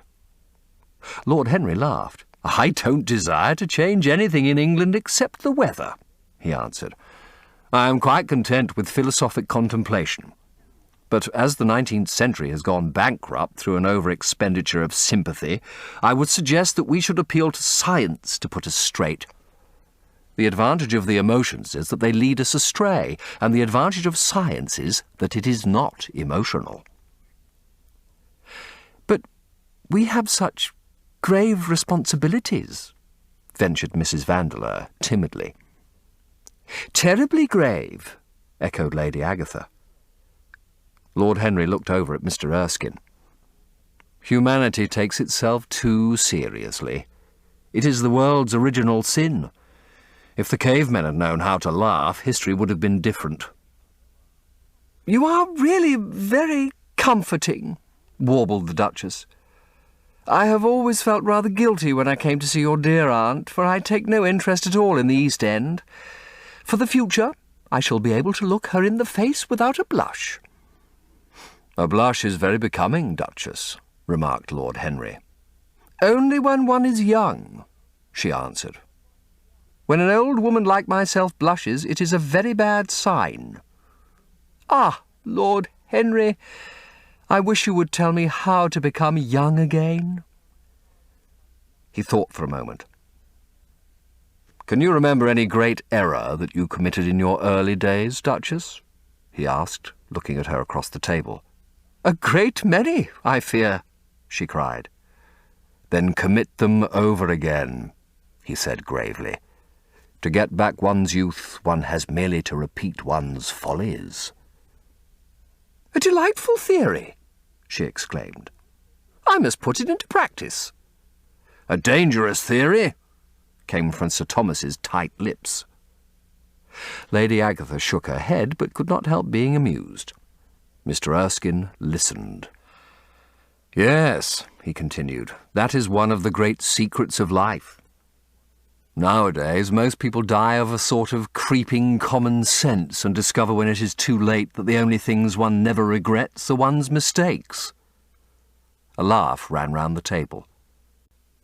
He played with the idea and grew wilful, tossed it into the air and transformed it, let it escape and recaptured it, made it iridescent with fancy and winged it with paradox.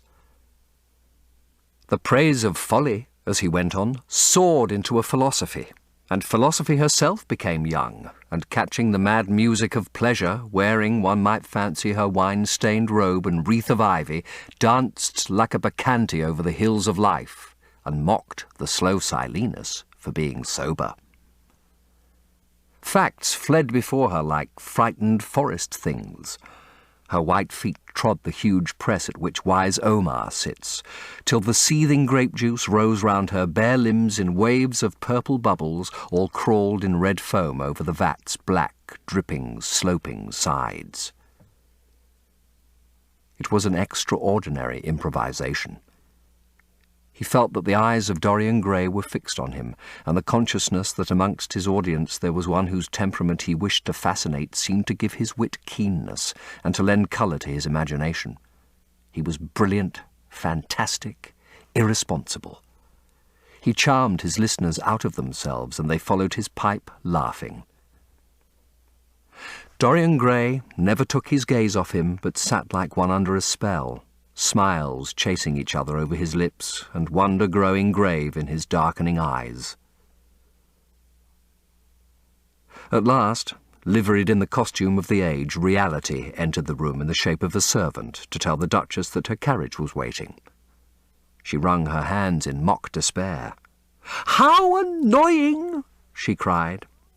"I must go. I have to call for my husband at the club, to take him to some absurd meeting at Willis's rooms where he is going to be in the chair. If I am late, he is sure to be furious, and I couldn't have a scene in this bonnet. It is far too fragile. A harsh word would ruin it. No, I must go, dear Agatha. Goodbye, Lord Henry. You are quite delightful and dreadfully demoralizing. I'm sure I don't know what to say about your views. You must come and dine with us some night. Tuesday? Are you disengaged Tuesday?" "For you, I would throw over anybody, Duchess," said Lord Henry with a bow. "Ah, that is very nice and very wrong of you," she cried. "So mind you come." And she swept out of the room, followed by Lady Agatha and the other ladies. When Lord Henry had sat down again, Mr. Erskine moved round, and taking a chair close to him, placed his hand upon his arm. "You talk books away," he said.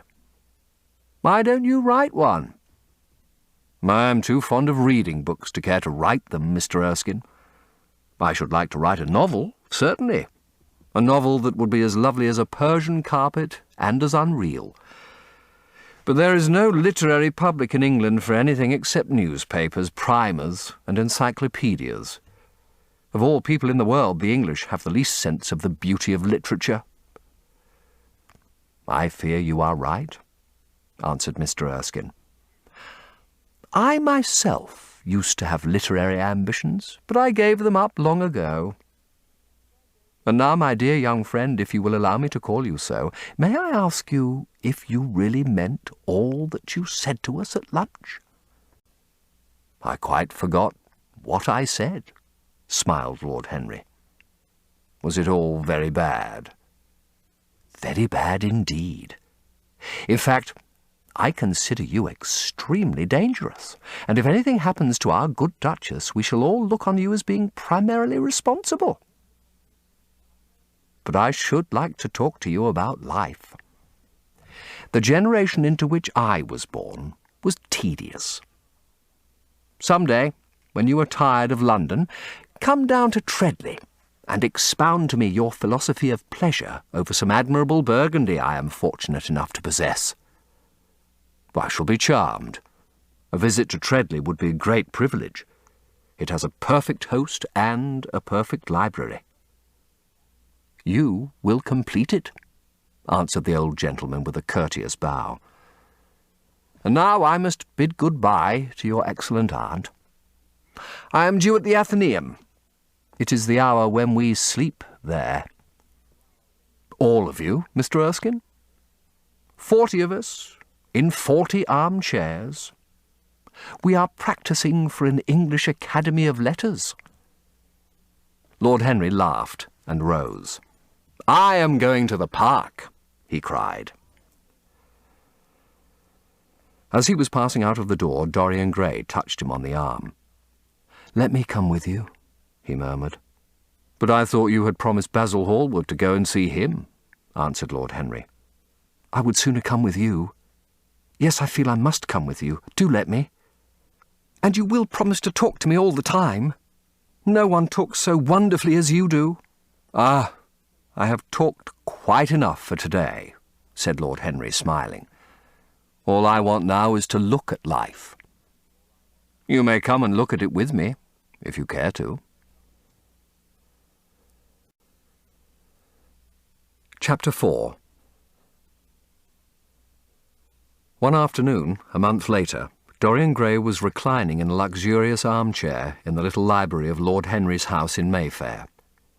It was, in its way, a very charming room, with its high-panelled wainscoting of olive-stained oak, its cream-coloured frieze and ceiling of raised plasterwork, and its brick-dust felt carpet strewn with silk long-fringed Persian rugs.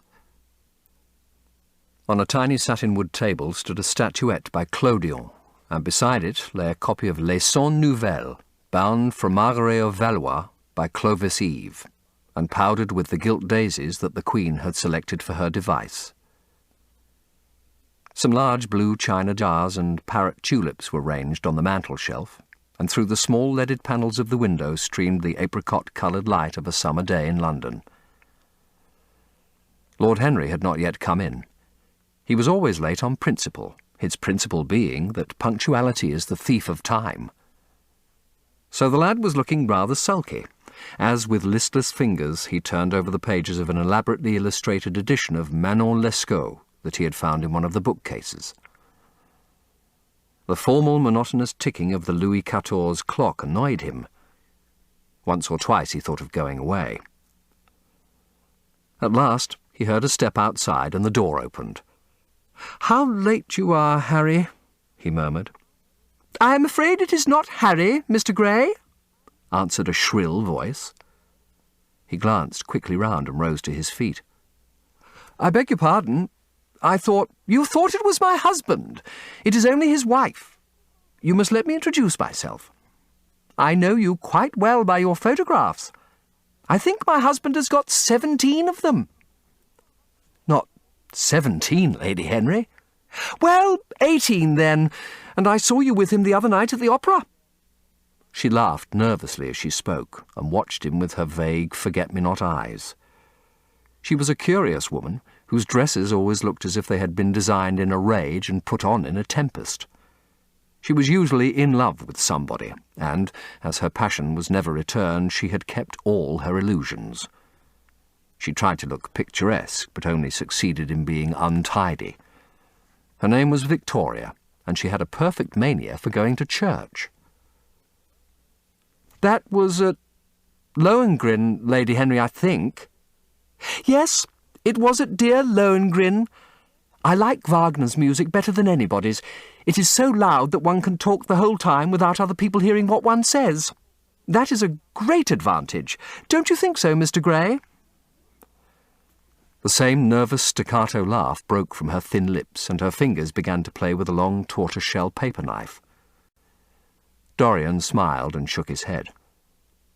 "I am afraid I don't think so, Lady Henry. I never talk during music, at least during good music. If one hears bad music, it is one's duty to drown it in conversation." "Ah, that is one of Harry's views, isn't it, Mr. Gray? I always hear Harry's views from his friends. It is the only way I get to know of them. But you must not think I don't like good music. I adore it, but I am afraid of it. It makes me too romantic. I have simply worshipped pianists, 2 at a time sometimes, Harry tells me. I don't know what it is about them. Perhaps it is that they are foreigners. They all are, ain't they? Even those that are born in England become foreigners after a time, don't they? It is so clever of them, and such a compliment to art. Makes it quite cosmopolitan, doesn't it?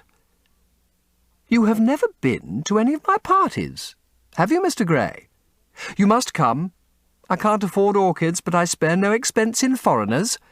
They make one's rooms look so picturesque. But here is Harry. Harry, I came in to look for you to ask you something. I forget what it was. And I found Mr. Gray here. We have had such a pleasant chat about music.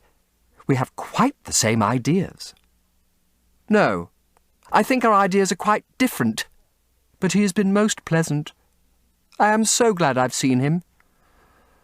"I am charmed, my love, quite charmed," said Lord Henry, elevating his dark crescent-shaped eyebrows and looking at them both with an amused smile. "So sorry I'm late, Dorian. I went to look after a piece of old brocade in Wardour Street and had to bargain for hours for it. Nowadays people know the price of everything and the value of nothing." "I'm afraid I must be going," exclaimed Lady Harry, breaking an awkward silence with her silly sudden laugh. "I have promised to drive with the Duchess. Goodbye, Mr. Gray. Goodbye, Harry. You are dining out, I suppose? So am I. Perhaps I shall see you at Lady Thornbury's." "I dare say, my dear," said Lord Harry, shutting the door behind her as, Looking like a bird of paradise that had been out all night in the rain, she flitted out of the room, leaving a faint odour of frangipani. Then he lit a cigarette and flung himself down on the sofa. "Never marry a woman with straw-coloured hair, Dorian," he said after a few puffs. "Why, Harry?" "Because they are so sentimental." "But I like sentimental people." "Never marry at all, Dorian. Men marry because they are tired. Women because they are curious. Both are disappointed." "I don't think I am likely to marry, Henry. I am too much in love." "That is one of your aphorisms. I am putting it into practice, as I do everything that you say." "Who are you in love with?" asked Lord Henry after a pause. "With an actress," said Dorian Gray, blushing. Lord Henry shrugged his shoulders. "That is a rather commonplace debut." "You would not say so if you saw her, Harry." "Who is she?" "Her name is Sybil Vane." "Never heard of her." "No one has. People will someday, however. She is a genius." "My dear boy, no woman is a genius. Women are a decorative sex. They never have anything to say, but they say it charmingly. Women represent the triumph of matter over mind, just as men represent the triumph of mind over morals." "I see you are laughing. It is horrid of you." "I am not laughing, Dorian. At least I am not laughing at you. But you should not say the greatest romance of your life. You should say the first romance of your life. You will always be loved, and you will always be in love with love. A grande passion is the privilege of people who have nothing to do. That is the one use of the idle classes of a country. Don't be afraid. There are exquisite things in store for you. This is merely the beginning." "Do you think my nature so shallow?" cried Dorian Gray angrily.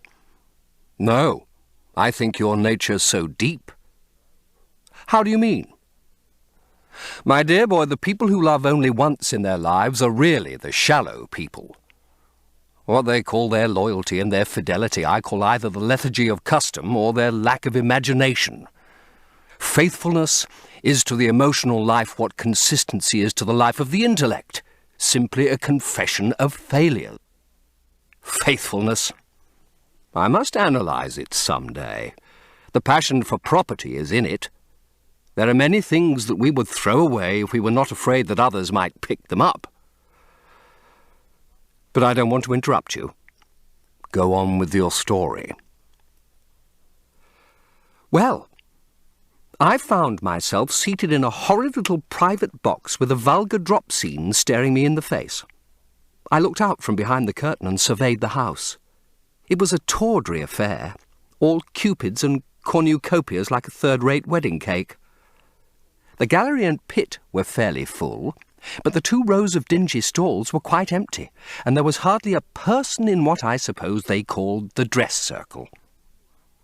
Women went about with oranges and ginger beer, and there was a terrible consumption of nuts going on. It must have been just like the palmy days of the British drama. Just like, I should fancy, and very depressing. I began to wonder what on earth I should do when I caught sight of the playbill. What do you think the play was, Harry?" "I should think The Idiot Boy or Dumb but Innocent. Our fathers used to like that sort of piece, I believe. The longer I live, Dorian, the more keenly I feel that whatever was good enough for our fathers is not good enough for us. In art, as in politics, les grands-pères ont toujours tort." "Harry, how can you?" "My dear Dorian, it is quite true. I am analysing women at the present, so I ought to know. The subject is not so abstruse as I thought it was. I find that ultimately there are only 2 kinds of women, the plain and the coloured. The plain women are very useful. If you want to gain a reputation for respectability, you have merely to take them down to supper.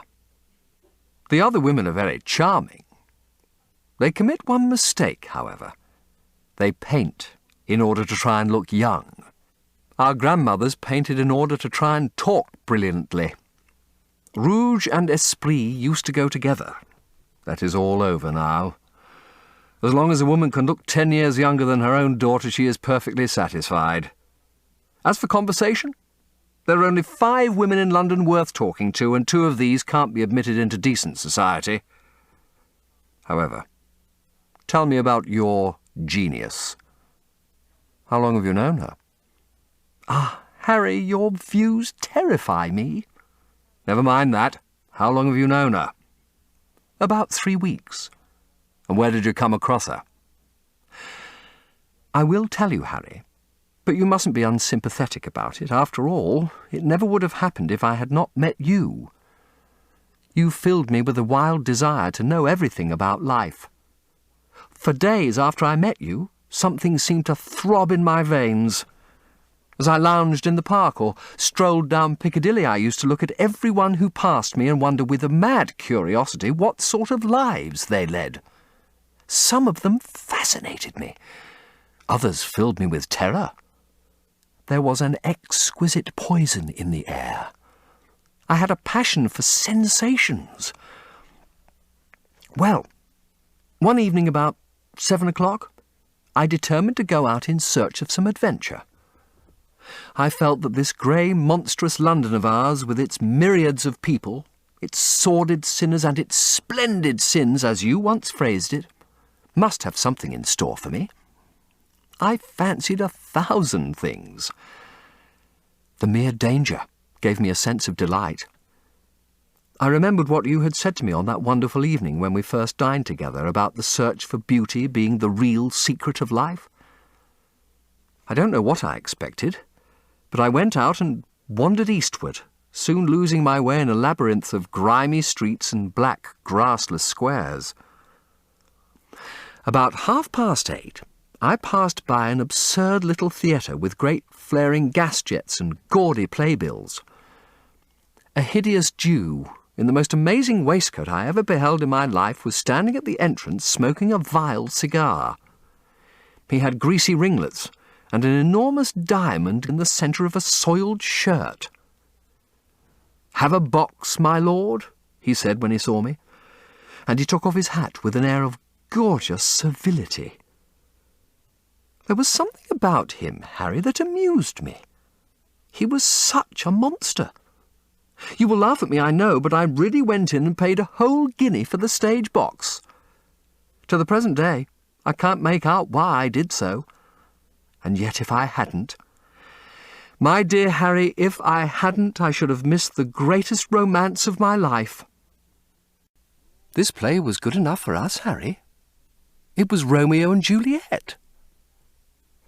I must admit that I was rather annoyed at the idea of seeing Shakespeare done in such a wretched hole of a place. Still, I felt interested in a sort of way. At any rate, I determined to wait for the first act. There was a dreadful orchestra, presided over by a young Hebrew who sat at a cracked piano that nearly drove me away. But at last the drop scene was drawn up, and the play began. Romeo was a stout, elderly gentleman with corked eyebrows, a husky tragedy voice, and a figure like a beer barrel. Mercutio was almost as bad. He was played by the low comedian, who had introduced gags of his own and was on most friendly terms with the pit. They were both as grotesque as the scenery, and that looked as if it had come out of a country booth. But Juliet... Harry, imagine a girl hardly 17 years of age with a little flower-like face, a small Greek head with plaited coils of dark brown hair, eyes that were violet wells of passion, lips that were like the petals of a rose. She was the loveliest thing I had ever seen in my life.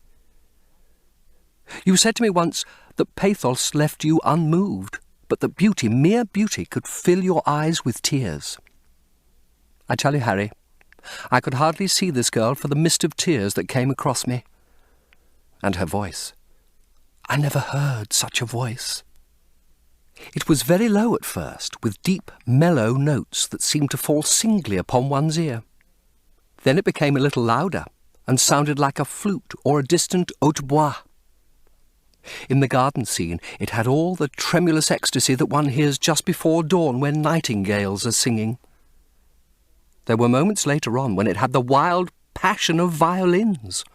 You know how a voice can stir one? Your voice and the voice of Sybil Vane are two things that I shall never forget. When I close my eyes, I hear them, and each of them says something different. I don't know which to follow. Why should I not love her? Harry, I do love her. She is everything to me in life. Night after night I go to see her play. One evening she is Rosalind, and the next evening she is Imogen. I have seen her die in the gloom of an Italian tomb, sucking the poison from her lover's lips. I have watched her wandering through the Forest of Arden, disguised as a pretty boy in hose and doublet and dainty cap. She has been mad, and has come into the presence of a guilty king and given him rue to wear, and bitter herbs to taste of. She has been innocent, and the black hands of jealousy have crushed her reed-like throat. I have seen her in every age and in every costume. Ordinary women never appeal to one's imagination. They are limited to their century. No glamour ever transfigures them. One knows their minds as easily as one knows their bonnets. One can always find them. There is no mystery in any of them. They ride in the park in the morning and chatter at tea parties in the afternoon. They have their stereotyped smile and their fashionable manner. They are quite obvious. But an actress, how different an actress is. Harry, why didn't you tell me that the only thing worth loving is an actress? Because I have loved so many of them, Dorian. Oh, yes, horrid people with dyed hair and painted faces. Don't run down dyed hair and painted faces. There is an extraordinary charm in them sometimes, said Lord Henry. I wish now I had not told you about Sybil Vane. You could not have helped telling me, Dorian. All through your life, you will tell me everything you do. The moment I met you, I saw that you were quite unconscious of what you really are, of what you really might be. There was so much in you that charmed me that I felt I must tell you something about yourself. I thought how tragic it would be if you were wasted. For there is such a little time that your youth will last. Such a little time. The common hill flowers wither, but they blossom again. The laburnum will be as yellow next June as it is now. In a month there will be purple stars on the clematis, and year after year the green night of its leaves will hold its purple stars. But we never get back our youth. The pulse of joy that beats in us at 20 becomes sluggish. Our limbs fail, our senses rot. We degenerate into hideous puppets, haunted by the memory of the passions of which we were too much afraid, and the exquisite temptations that we had not the courage to yield to. Youth! Youth! There is absolutely nothing in the world but youth. Dorian Gray listened, open-eyed and wondering. The spray of lilac fell from his hand upon the gravel. A furry bee came and buzzed round it for a moment. Then it began to scramble all over the oval stellated globe of the tiny blossoms. He watched it with that strange interest in trivial things that we try to develop when things of high import make us afraid, or when we are stirred by some new emotion for which we cannot find expression, or when some thought that terrifies us lays sudden siege to the brain and calls on us to yield. After a time the bee flew away. He saw it creeping into the stained trumpet of a Tyrian convolvulus. The flower seemed to quiver, and then swayed gently to and fro. Suddenly the painter appeared at the door of the studio and made staccato signs for them to come in. They turned to each other and smiled. "I am waiting," he cried. "Do come in, the light is quite perfect and you can bring your drinks." They rose up and sauntered down the walk together. 2 green and white butterflies fluttered past them, and in the pear tree at the corner of the garden a thrush began to sing. "You are glad to have met me, Mr. Grey," said Lord Henry, looking at him. "Yes, I am glad now. I wonder, shall I always be glad?" "Always? That is a dreadful word. It makes me shudder when I hear it. Women are so fond of using it. They spoil every romance by trying to make it last forever. It is a meaningless word, too. The only difference between a caprice and a lifelong passion is that the caprice lasts a little longer." As they entered the studio, Dorian Gray put his hand upon Lord Henry's arm. "In that case, let our friendship be a caprice," he murmured, flushing at his own boldness, then stepped up on the platform and resumed his pose. Lord Henry flung himself into a large wicker armchair and watched him. The sweep and dash of the brush on the canvas made the only sound that broke the stillness, except when, now and then, Hallward stepped back to look at his work from a distance. In the slanting beams that streamed through the open doorway, the dust danced and was golden. The heavy scent of the roses seemed to brood over everything. The Picture of Dorian Gray, Disc 3. As he left the room, Lord Henry's heavy eyelids drooped, and he began to think. Certainly few people had ever interested him so much as Dorian Gray, and yet the lad's mad adoration of someone else caused him not the slightest pang of annoyance or jealousy. He was pleased by it. It made him a more interesting study. He had been always enthralled by the methods of natural science, but the ordinary subject matter of that science had seemed to him trivial and of no import.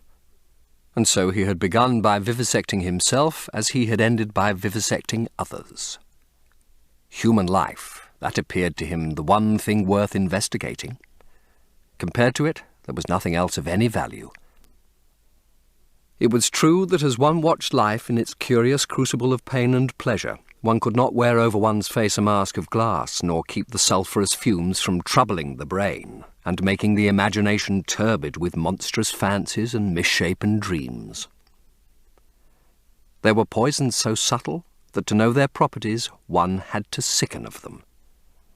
There were maladies so strange that one had to pass through them if one sought to understand their nature. And yet, what a great reward one received! How wonderful the whole world became to one!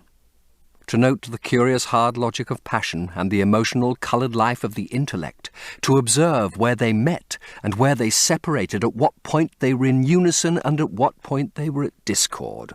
There was a delight in that. What matter what the cost was? One could never pay too high a price for any sensation. He was conscious, and the thought brought a gleam of pleasure into his brown agate eyes, that it was through certain words of his, musical words said with musical utterance, that Dorian Gray's soul had turned to this white girl and bowed in worship before her. To a large extent, the lad was his own creation. He had made him premature. That was something. Ordinary people waited till life disclosed to them its secrets, but to the few, to the elect, the mysteries of life were revealed before the veil was drawn away. Sometimes this was the effect of art, and chiefly of the art of literature, which dealt immediately with the passions and the intellect. But now and then a complex personality took the place and assumed the office of art. Was indeed in its way a real work of art, life having its elaborate masterpieces just as poetry has, or sculpture, or painting. Yes, the lad was premature. He was gathering his harvest while it was yet spring. The pulse and passion of youth were in him, but he was becoming self-conscious. It was delightful to watch him. With his beautiful face and his beautiful soul, he was a thing to wonder at. It was no matter how it all ended, or was destined to end. He was like one of those gracious figures in a pageant or a play whose joys seem to be remote from one, but whose sorrows stir one's sense of beauty, and whose wounds are like red roses. No, I don't think so. My dear Harry, why? I will tell you some other time. Now I want to know about the girl. Sybil? Oh, she was so shy and so gentle. There is something of a child about her. Her eyes opened wide in exquisite wonder when I told her what I thought of her performance, and she seemed quite unconscious of her power. I think we were both rather nervous. The old Jew stood at the doorway of the dusty green room making elaborate speeches about us both while we stood looking at each other like children. He would insist on calling me my lord, so I had to assure Sybil that I was not anything of the kind. She said quite simply of me, "You look more like a prince. I must call you Prince Charming." Upon my word, Dorian, Miss Sybil knows how to pay compliments. You don't understand her, Harry. She regarded me merely as a person in a play. She knows nothing of life. She lives with her mother, a faded, tired woman who played Lady Capulet in a sort of magenta dressing wrapper on the first night and looks as if she had seen better days. I know that look. It depresses me, murmured Lord Henry, examining his rings. The Jew wanted to tell me her history, but I said it did not interest me. Well, you were quite right. There's always something infinitely mean about other people's tragedies. Sybil is the only thing I care about. What is it to me where she came from? From her little head to her little feet, she is absolutely and entirely divine. Every night of my life I go to see her act, and every night she is more marvellous. That is the reason, I suppose, that you never dine with me now. I thought you must have some curious romance on hand. You have, but it is not quite what I expected. My dear Harry, we either lunch or sup together every day, and I have been to the opera with you several times, said Dorian, opening his blue eyes in wonder. You always come dreadfully late. Well, I can't help going to see Sybil play, he cried, even if it is only for a single act. I get hungry for her presence, and when I think of the wonderful soul that is hidden away in that little ivory body, I am filled with awe. You can dine with me tonight, Dorian, can't you? He shook his head. Tonight she is Imogen, he answered, and tomorrow night she will be Juliet. When is she Sybil Vane? Never. I congratulate you. How horrid you are! She is all the great heroines of the world in one. She is more than an individual. You laugh, but I tell you she has genius. I love her, and I must make her love me. You, who know all the secrets of life, tell me how to charm Sybil Vane to love me. I want to make Romeo jealous. I want the dead lovers of the world to hear our laughter and grow sad. I want a breath of our passion to stir their dust into consciousness, to wake their ashes into pain. My God, Harry, how I worship her! He was walking up and down the room as he spoke. Hectic spots of red burned on his cheeks. He was terribly excited.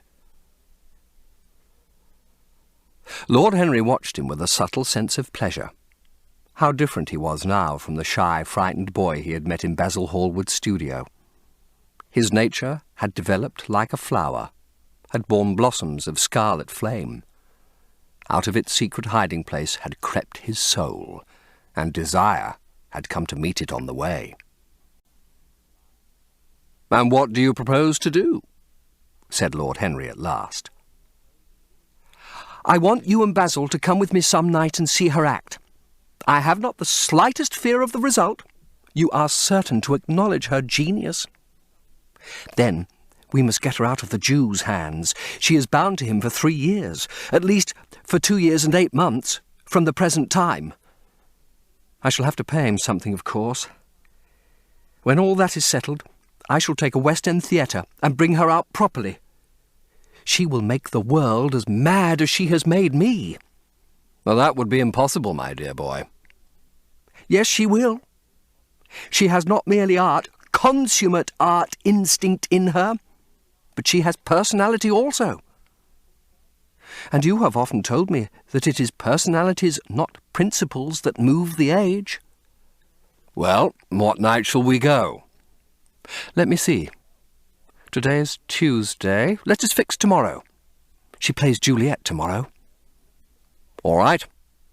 The Bristol at 8 o'clock, and I will get Basil. Not 8, Harry, please. 6:30. We must be there before the curtain rises. You must see her in the first act when she meets Romeo. 6:30? What an hour! It will be like having a meat tea or reading an English novel. It must be 7. No gentleman dines before 7. Shall you see Basil between this and then, or shall I write to him? Dear Basil, I have not laid eyes on him for a week. It is rather horrid of me, as he has sent me my portrait in the most wonderful frame, specially designed by himself. And though I am a little jealous of the picture for being a whole month younger than I am, I must admit that I delight in it. Perhaps you had better write to him. I don't want to see him alone. He says things that annoy me. He gives me good advice. Lord Henry smiled. People are very fond of giving away what they need most themselves. It is what I call the depth of generosity.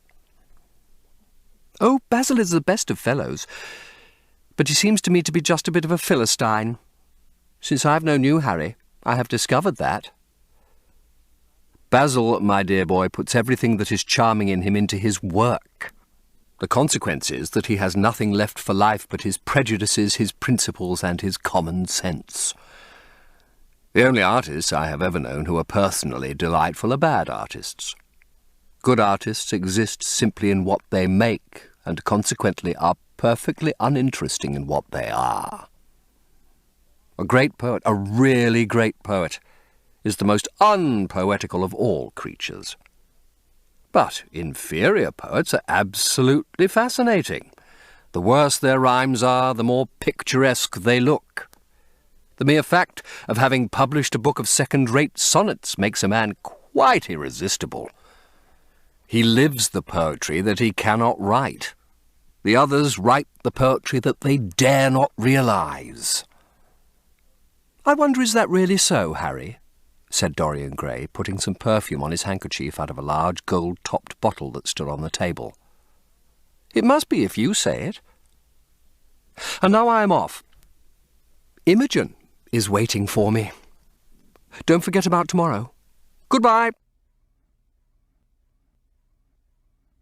This ends Disc 2. Soul and body, body and soul. How mysterious they were. There was an animalism in the soul, and the body had its moments of spirituality. The senses could refine, and the intellect could degrade. Who could say where the fleshy impulse ceased or the physical impulse began? How shallow were the arbitrary definitions of ordinary psychologists? And yet how difficult to decide between the claims of the various schools. Was the soul a shadow seated in the house of sin, or was the body really in the soul, as Giordano Bruno thought? The separation of spirit from matter was a mystery, and the union of spirit with matter was a mystery also. He began to wonder whether we could ever make psychology so absolute a science that each little spring of life would be revealed to us. As it was, we always misunderstood ourselves and rarely understood others. Experience was of no ethical value. It was merely the name men gave to their mistakes. Moralists had, as a rule, regarded it as a mode of warning, had claimed for it a certain ethical efficacy in the formation of character, had praised it as something that taught us what to follow and showed us what to avoid. But there was no motive power in experience. It was as little of an active cause as conscience itself. All that it really demonstrated was that our future would be the same as our past, and that the sin we had done once, and with loathing, we would do many times, and with joy. It was clear to him that the experimental method was the only method by which one could arrive at any scientific analysis of the passions. And certainly Dorian Gray was a subject made to his hand, and seemed to promise rich and fruitful results. His sudden mad love for Sybil Vane was a psychological phenomenon of no small interest. There was no doubt that curiosity had much to do with it. Curiosity and the desire for new experiences. Yet it was not a simple but rather a very complex passion. What there was in it of the purely sensuous instinct of boyhood had been transformed by the workings of the imagination, changed into something that seemed to the lad himself to be remote from sense, and was for that very reason all the more dangerous. It was the passions about whose origin we deceived ourselves that tyrannized most strongly over us. Our weakest motives were those of whose nature we were conscious. It often happened that when we thought we were experimenting on others, we were really experimenting on ourselves. While Lord Henry sat dreaming on these things, a knock came to the door, and his valet entered and reminded him it was time to dress for dinner. He got up and looked out into the street. The sunset had smitten into scarlet gold the upper windows of the houses opposite. The panes glowed like plates of heated metal. The sky above was like a faded rose. He thought of his friend's young, fiery-coloured life, and wondered how it was all going to end. When he arrived home about 12:30, he saw a telegram lying on the hall table. He opened it and found it was from Dorian Gray. It was to tell him that he was engaged to be married to Sybil Vane. Chapter 5. Mother, I am so happy, whispered the girl, burying her face in the lap of the faded, tired-looking woman who, with back turned to the shrill, intrusive light, was sitting in the one armchair that their dingy sitting-room contained. I am so happy, she repeated, and you must be happy too. Mrs. Vane winced and put her bismuth-whitened hands on her daughter's head. Happy? She echoed. I am only happy, Sybil, when I see you act. You must not think of anything but your acting. Mr. Isaacs has been very good to us, and we owe him money. The girl looked up and pouted. Money, Mother, she cried. What does money matter? Love is more than money. Mr. Isaacs has advanced us £50 to pay off our debts and to get a proper outfit for James. You must not forget that, Sybil. £50 is a very large sum. Mr. Isaacs has been most considerate. He is not a gentleman, Mother, and I hate the way he talks to me, said the girl, rising to her feet and going over to the window. I don't know how we could manage without him, answered the elder woman querulously. Sybil Vane tossed her head and laughed. We don't want him any more, Mother. Prince Charming rules life for us now. Then she paused. A rose shook in her blood and shadowed her cheeks. Quick breath parted the petals of her lips. They trembled. Some southern wind of passion swept over her and stirred the dainty folds of her dress. I love him, she said simply. Foolish child, was the parrot phrase flung in answer. The waving of crooked, false-jewelled fingers gave grotesqueness to the words. The girl laughed again. The joy of a caged bird was in her voice. Her eyes caught the melody and echoed it in radiance, then closed for a moment as though to hide their secret. When they opened, the mist of a dream had passed across them. Thin-lipped wisdom spoke at her from the worn chair, hinted at prudence, quoted from that book of cowardice whose author apes the name of common sense. She did not listen. She was free in her prison of passion. Her Prince Charming, was with her. She had called on memory to remake him. She had sent her soul to search for him, and it had brought him back. His kiss burned again upon her mouth. Her eyelids were warm with his breath. Then wisdom altered its method and spoke of espial and discovery. This young man might be rich. If so, marriage should be thought of. Yes, Harry, I believe that is true. I cannot help telling you things. You have a curious influence over me. If I ever did a crime, I would come and confess it to you. You would understand me. People like you, the willful sunbeams of life, don't commit crimes, Dorian. But I am much obliged for the compliment all the same. And now tell me, reach me the matches like a good boy, thanks. What are your actual relations with Sybil Vane? Dorian Gray leaped to his feet with flushed cheeks and burning eyes. Harry, Sybil Vane is sacred. It is only the sacred things that are worth touching, Dorian, said Lord Henry with a strange touch of pathos in his voice. But why should you be annoyed? I suppose she will belong to you some day? When one is in love, one always begins by deceiving oneself, and one always ends by deceiving others. That is what the world calls a romance. You know her at any rate, I suppose. Of course I know her. On the first night I was at the theatre, the horrid old Jew came round to the box after the performance was over and offered to take me behind the scenes and introduce me to her. I was furious with him and told him that Juliet had been dead for hundreds of years and that her body was lying in a marble tomb in Verona. I think from his blank look of amazement that he was under the impression that I had taken too much champagne or something.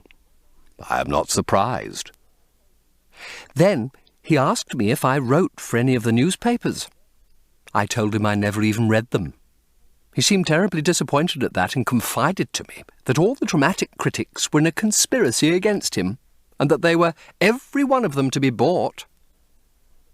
I should not wonder if he was quite right there. But on the other hand, judging from their appearance, most of them cannot be at all expensive. Well, he seemed to think they were beyond his means, laughed Dorian. By this time, however, the lights were being put out in the theatre and I had to go. He wanted me to try some cigars that he strongly recommended. I declined.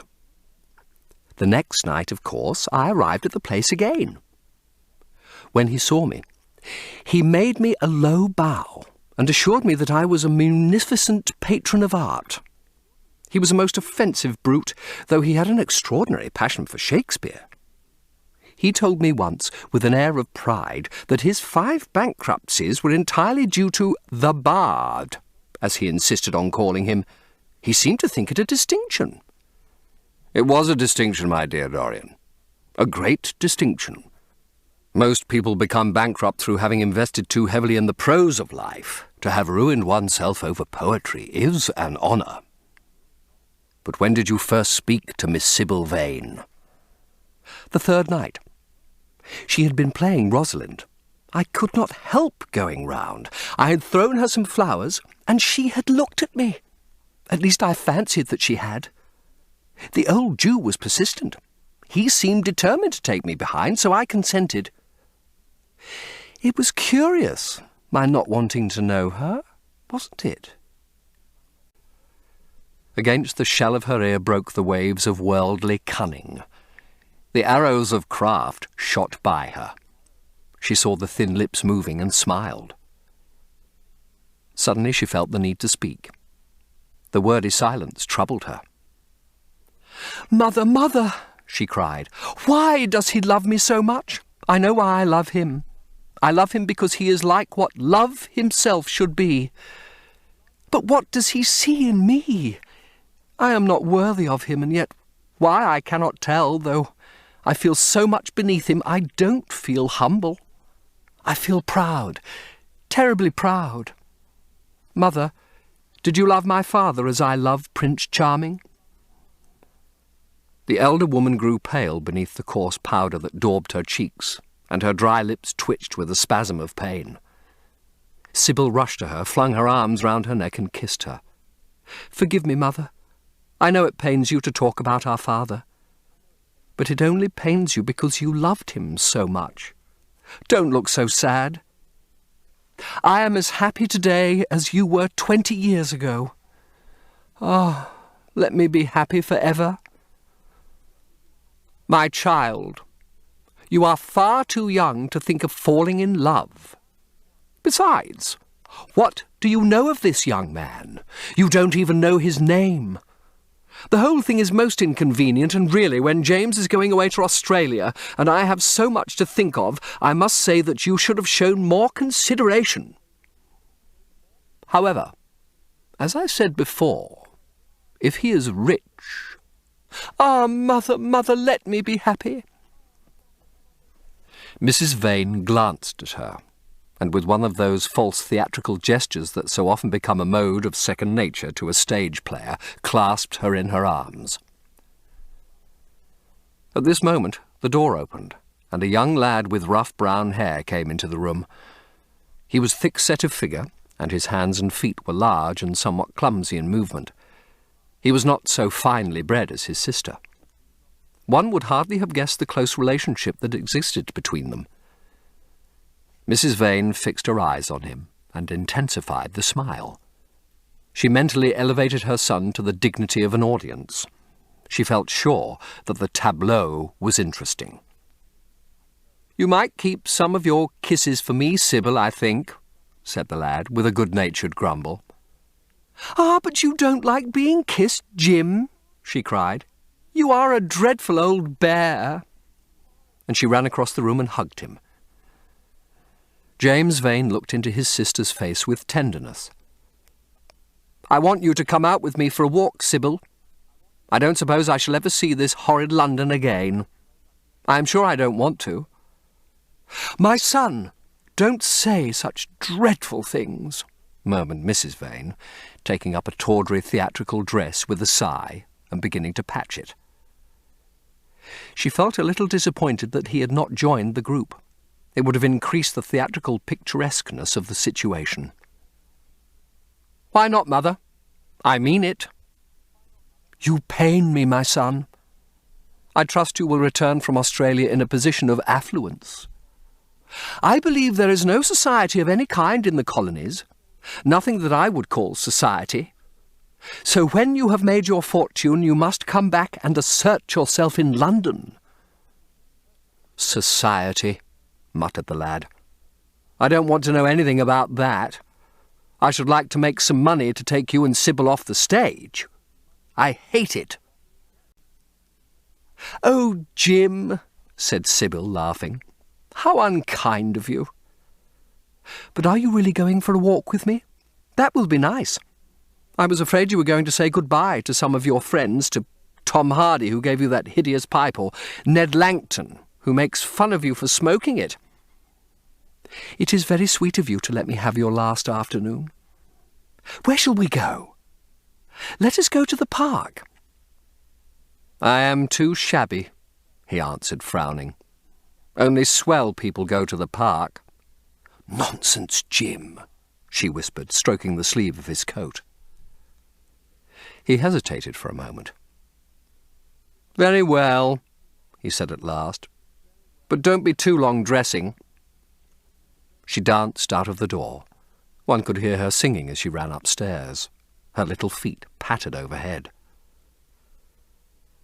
He walked up and down the room 2 or 3 times. Then he turned to the still figure in the chair.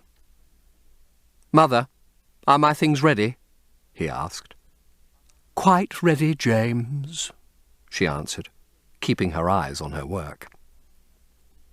For some months past she had felt ill at ease when she was alone with this rough, stern son of hers. Her shallow secret nature was troubled when their eyes met. She used to wonder if he suspected anything. The silence, for he made no other observation, became intolerable to her. She began to complain. Women defend themselves by attacking just as they attack by sudden and strange surrenders. "I hope you will be contented, James, with your seafaring life," she said. "You must remember that it is your own choice. You might have entered a solicitor's office.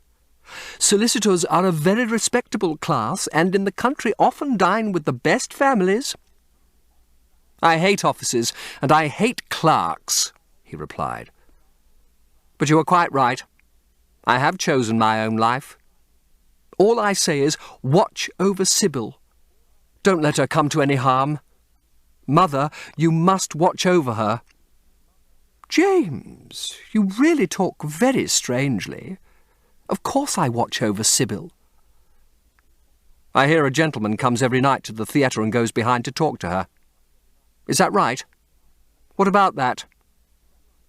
"You are speaking about things you don't understand, James. In the profession we are accustomed to receive a great deal of most gratifying attention. I myself used to receive many bouquets at one time. That was when acting was really understood. As for Sybil, I do not know at present whether her attachment is serious or not. But there is no doubt that the young man in question is a perfect gentleman. He is always most polite to me. Besides, he has the appearance of being rich, and the flowers he sends are lovely."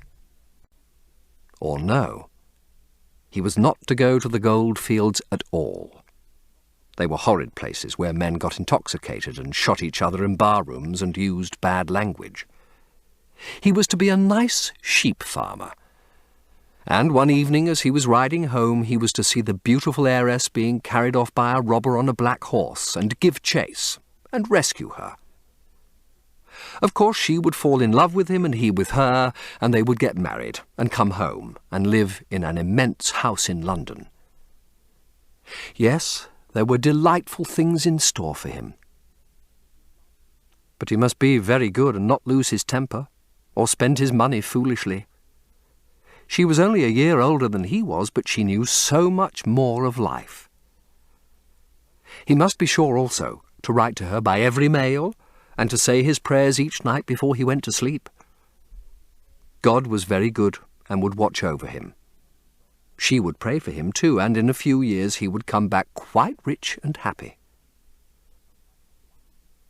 The lad listened sulkily to her and made no answer. He was heartsick at leaving home. Yet it was not this alone that made him gloomy and morose. Inexperienced though he was, he had still a strong sense of the danger of Sybil's position. This young dandy who was making love to her could mean her no good. He was a gentleman, and he hated him for that. Hated him through some curious race instinct for which he could not account, and which for that reason was all the more dominant within him. He was conscious also of the shallowness and vanity of his mother's nature, and in that saw infinite peril for Sybil and Sybil's happiness. Children begin by loving their parents. As they grow older, they judge them. Sometimes they forgive them. His mother. He had something on his mind to ask of her, something that he had brooded on for many months of silence. A chance phrase that he had heard at the theatre, a whispered sneer that had reached his ears one night as he waited at the stage door, had set loose a train of horrible thoughts. He remembered it as if it had been the lash of a hunting crop across his face. His brows knit together in a wedge-like furrow, and with a twitch of pain he bit his underlip. "You are not listening to a word I'm saying, Jim," cried Sybil, "and I am making the most delightful plans for your future. Do say something." "What do you want me to say?" "Oh, that you will be a good boy and not forget us," she answered, smiling at him. He shrugged his shoulders. "You are more likely to forget me than I am to forget you, Sybil." She flushed. "What do you mean, Jim?" she asked. "You have a new friend, I hear. Who is he? Why have you not told me about him? He means you no good." "Stop, Jim!" she exclaimed. "You must not say anything against him. I love him." "Why, you don't even know his name," answered the lad. "Who is he? I have a right to know." "He is called Prince Charming. Don't you like the name? Oh, you silly boy, you should never forget it. If you only saw him, you would think him the most wonderful person in the world. Some day you will meet him. when you come back from Australia. You will like him so much. Everybody likes him, and I love him. I wish you could come to the theatre tonight. He is going to be there, and I am to play Juliet. Oh, how I shall play it! Fancy, Jim, to be in love and play Juliet. To have him sitting there, to play for his delight. I am afraid I may frighten the company, frighten or enthrall them. To be in love is to surpass oneself. Poor, dreadful Mr. Isaacs will be shouting "Genius!" to his loafers at the bar. He has preached me as a dogma. Tonight he will announce me as a revelation. I feel it. And it is all his only, Prince Charming, my wonderful lover, my god of graces. You don't know his name, though, said the lad harshly. No, answered his mother with a placid expression on her face. He has not yet revealed his real name. I think it is quite romantic of him. He is probably a member of the aristocracy. James Vane bit his lip. Watch over Sybil, mother, he cried. Watch over her. My son, you distress me very much. Sybil is always under my special care. Of course, if this gentleman is wealthy, there is no reason why she should not contract an alliance with him. I trust he is one of the aristocracy. He has all the appearance of it, I must say. It might be a most brilliant marriage for Sybil. They would make a charming couple. His good looks are really quite remarkable. Everybody notices them. The lad muttered something to himself and drummed on the window pane with his coarse fingers. He had just turned round to say something when the door opened, and Sybil ran in. "How serious you both are!" she cried. "What is the matter?" "Nothing," he answered. "I suppose one must be serious sometimes. Goodbye, mother. I will have my dinner at 5 o'clock. Everything is packed, except my shirts, so you need not trouble." "Goodbye, my son," she answered with a bow of strained stateliness. She was extremely annoyed at the tone he had adopted with her, and there was something in his look that had made her feel afraid. "Kiss me, mother," said the girl. Her flower-like lips touched the withered cheek and warmed its frost. "My child, my child!" cried Mrs. Vane, looking up to the ceiling in search of an imaginary gallery. "Come, Sybil," said her brother impatiently. He hated his mother's affectations. They went out into the flickering, wind-blown sunlight and strolled down the dreary Euston Road. The passers-by glanced in wonder at the sullen, heavy youth who, in coarse, ill-fitting clothes, was in company of such a graceful, refined-looking girl. He was like a common gardener walking with a rose. Jim frowned from time to time when he caught the inquisitive glance of some stranger. He had that dislike of being stared at which comes on geniuses late in life and never leaves the commonplace. Sybil, however, was quite unconscious of the effect she was producing. Her love was trembling in laughter on her lips. She was thinking of Prince Charming, and that she might think of him all the more, she did not talk of him, but prattled on about the ship in which Jim was going to sail, about the gold he was certain to find, about the wonderful heiress whose life he was to save from the wicked red-shirted bushrangers. For he was not to remain a sailor, or a supercargo, or whatever he was going to be. Oh, no. A sailor's existence was dreadful. Fancy being cooped up in a horrid ship, with the hoarse, hump-backed waves trying to get in, and a black wind blowing the masts down and tearing the sails into long, screaming ribbons.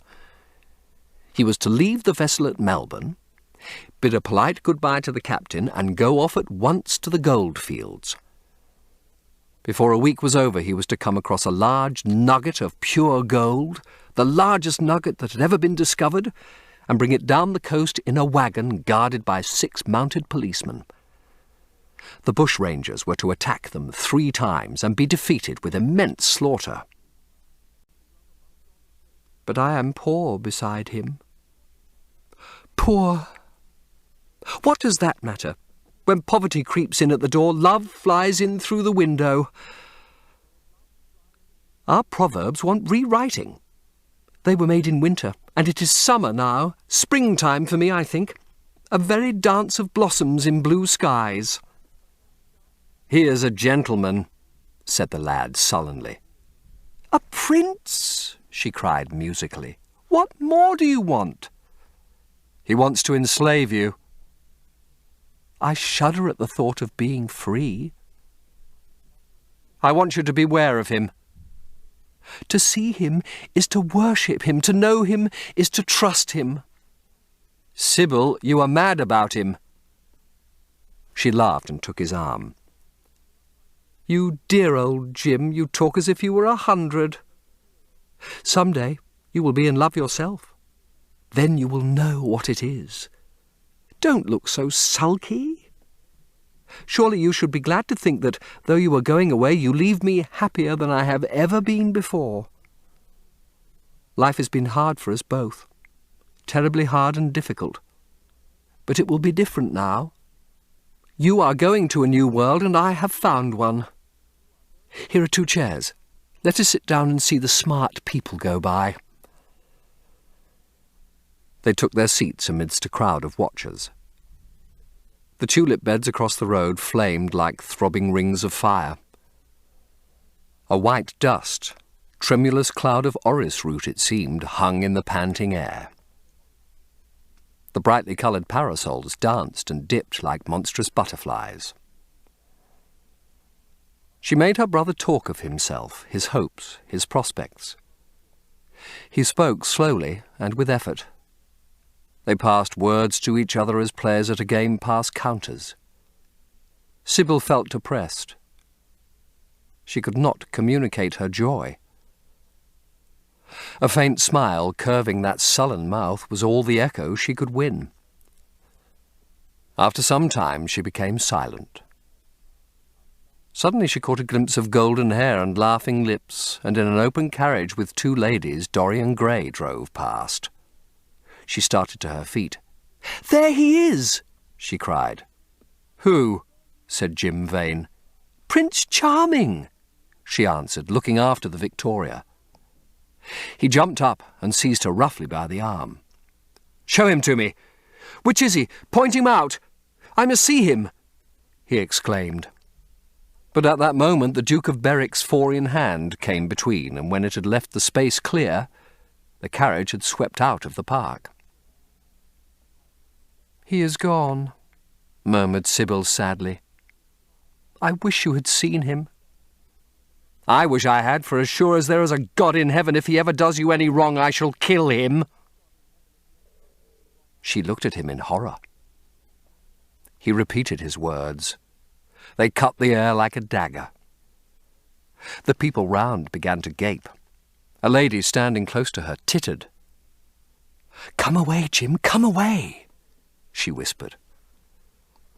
He followed her doggedly as she passed through the crowd. He felt glad at what he had said.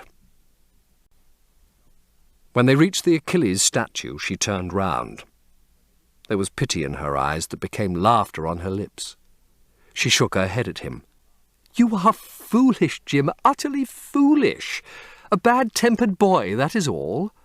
How can you say such horrible things? You don't know what you are talking about. You are simply jealous and unkind. Ah, I wish you would fall in love. Love makes people good, and what you said was wicked." "I am 16, he answered, "and I know what I am about. Mother is no help to you. She doesn't understand how to look after you. I wish now that I was not going to Australia at all. I have a great mind to chuck the whole thing up. I would, if my articles hadn't been signed." "Oh, don't be so serious, Jim. You are like one of the heroes of those silly melodramas Mother used to be so fond of acting in. I am not going to quarrel with you. I have seen him, and oh, to see him is perfect happiness. We won't quarrel. I know you would never harm anyone I love, would you?" "Not as long as you love him, I suppose," was the sullen answer. "I shall love him forever," she cried. "And he?" "Forever too." "He had better." She shrank from him. Then she laughed and put her hand on his arm. He was merely a boy. At the Marble Arch they hailed an omnibus, which left them close to their shabby home in the Euston Road. It was after 5 o'clock, and Sybil had to lie down for a couple of hours before acting. Jim insisted that she should do so. He said that he would sooner part with her when their mother was not present. She would be sure to make a scene, and he detested scenes of every kind. In Sybil's own room they parted. There was jealousy in the lad's heart, and a fierce, murderous hatred of the stranger who, as it seemed to him, had come between them. Yet, when her arms were flung round his neck and her fingers strayed through his hair, he softened, and kissed her with real affection. There were tears in his eyes as he went downstairs. His mother was waiting for him below. She grumbled at his unpunctuality as he entered. He made no answer, but sat down to his meagre meal. The flies buzzed round the table and crawled over the stained cloth. Through the rumble of omnibuses and the clatter of street cabs, he could hear the droning voice devouring each minute that was left to him. After some time he thrust away his plate and put his head in his hands. He felt that he had a right to know. It should have been told to him before, if it was as he suspected. Leaden with fear, his mother watched him. Words dropped mechanically from her lips. A tattered lace handkerchief twitched in her fingers. When the clock struck 6, he got up and went to the door. Then he turned back and looked at her. Their eyes met. In hers he saw a wild appeal for mercy. It enraged him. "Mother, I have something to ask you," he said. Her eyes wandered vaguely about the room. She made no answer. "Tell me the truth. I have a right to know." Lord Henry laughed. "The reason we all like to think so well of others is that we are all afraid for ourselves. The basis of optimism is sheer terror. We think that we are generous because we credit our neighbour with the possession of those virtues that are likely to be of benefit to us. We praise the banker that we may overdraw our account and find good qualities in the highwayman in the hope that he may spare our pockets. I mean everything that I have said. I have the greatest contempt for optimism. As for a spoiled life, no life is spoiled but one whose growth is arrested. If you want to mar a nature, you have merely to reform it. As for marriage, of course, that would be silly, but there are other and more interesting bonds between men and women. I will certainly encourage them. They have the charm of being fashionable. But here is Dorian himself. He will tell you more than I can." "My dear Harry, my dear Basil, you must both congratulate me," said the lad, throwing off his evening cape with its satin-lined wings and shaking each of his friends by the hand in turn. "I have never been so happy. Of course, it is sudden.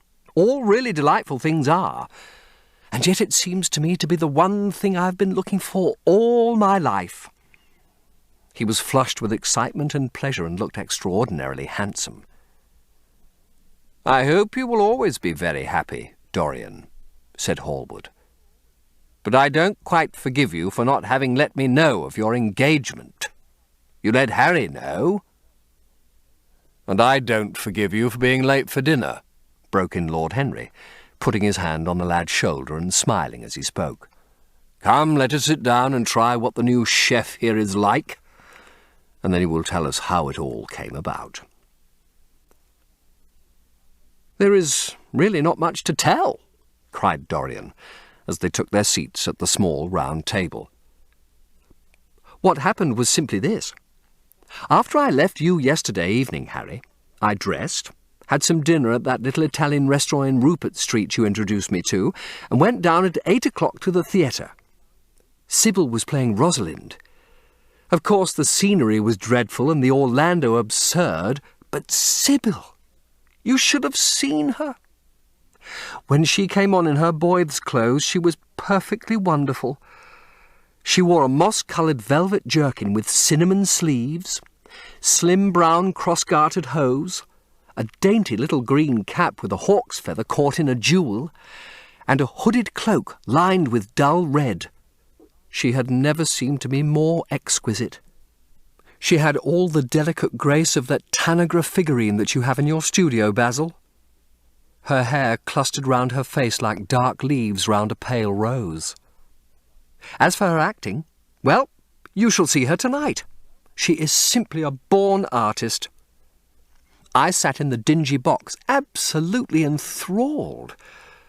I forgot that I was in London and in the 19th century. I was away with my love in a forest that no man had ever seen. Were you married to my father? She heaved a deep sigh. It was a sigh of relief.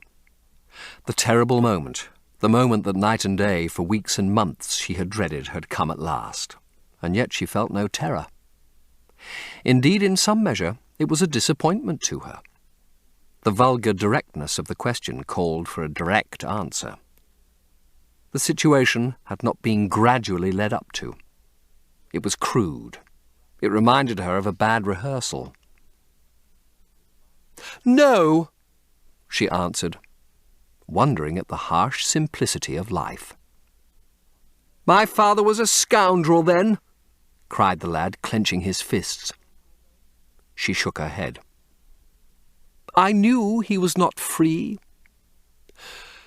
We loved each other very much. If he had lived, he would have made provision for us. Don't speak against him, my son. He was your father, and a gentleman indeed. He was highly connected."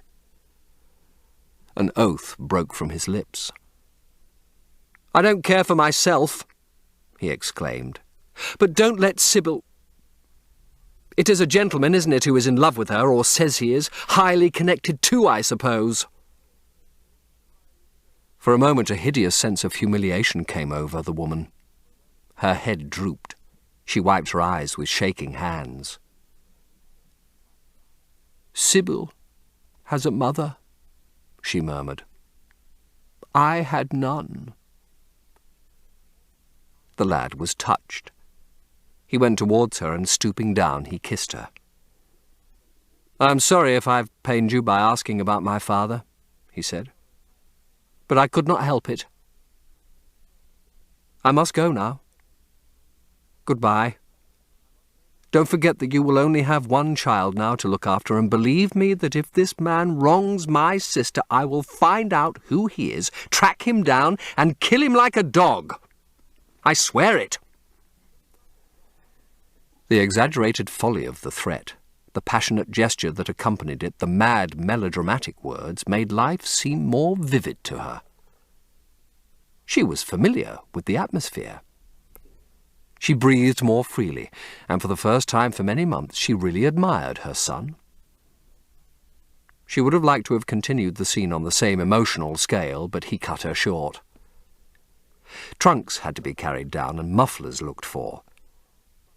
The lodging-house drudge bustled in and out. There was the bargaining with the cabman. The moment was lost in vulgar details.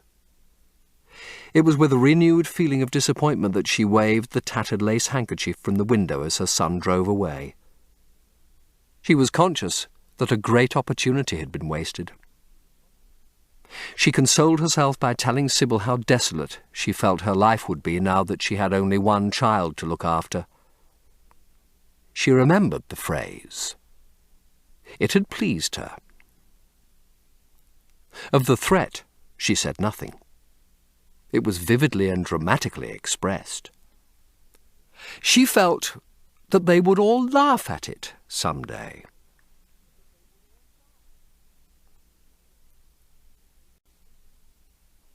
Chapter 6.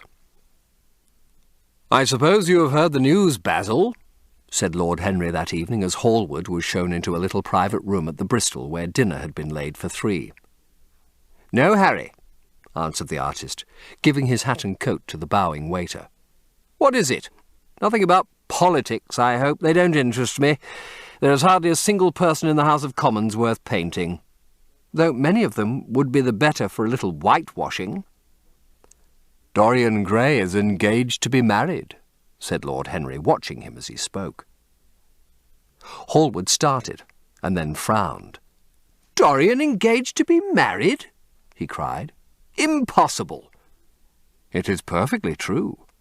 "To whom?" "To some little actress or other." "I can't believe it. Dorian's far too sensible." "Dorian is far too wise not to do foolish things now and then, my dear Basil." "Marriage is hardly a thing that one can do now and then, Harry." "Except in America," rejoined Lord Henry languidly. "But I didn't say he was married. I said he was engaged to be married. There is a great difference. I have a distinct remembrance of being married, but I have no recollection at all of being engaged. I'm inclined to think that I never was engaged." "But think of Dorian's birth and position and wealth. It would be absurd for him to marry so much beneath him." "If you want to make him marry this girl, tell him that, Basil. He is sure to do it then. Whenever a man does a thoroughly stupid thing, it is always from the noblest motives." "I hope the girl is good, Harry. I don't want to see Dorian tied to some vile creature who might degrade his nature and ruin his intellect." "Oh, she is better than good. She is beautiful," murmured Lord Henry, sipping a glass of vermouth and orange bitters. "Dorian says she is beautiful. He is not often wrong about things of that kind. Your portrait of him has quickened his appreciation of the personal appearance of other people. It has had that excellent effect amongst others. We are to see her tonight, if that boy doesn't forget his appointment." "Are you serious?" "Quite serious, Basil. I should be miserable if I thought I should ever be more serious than I am at the present moment." "But do you approve of it, Harry?"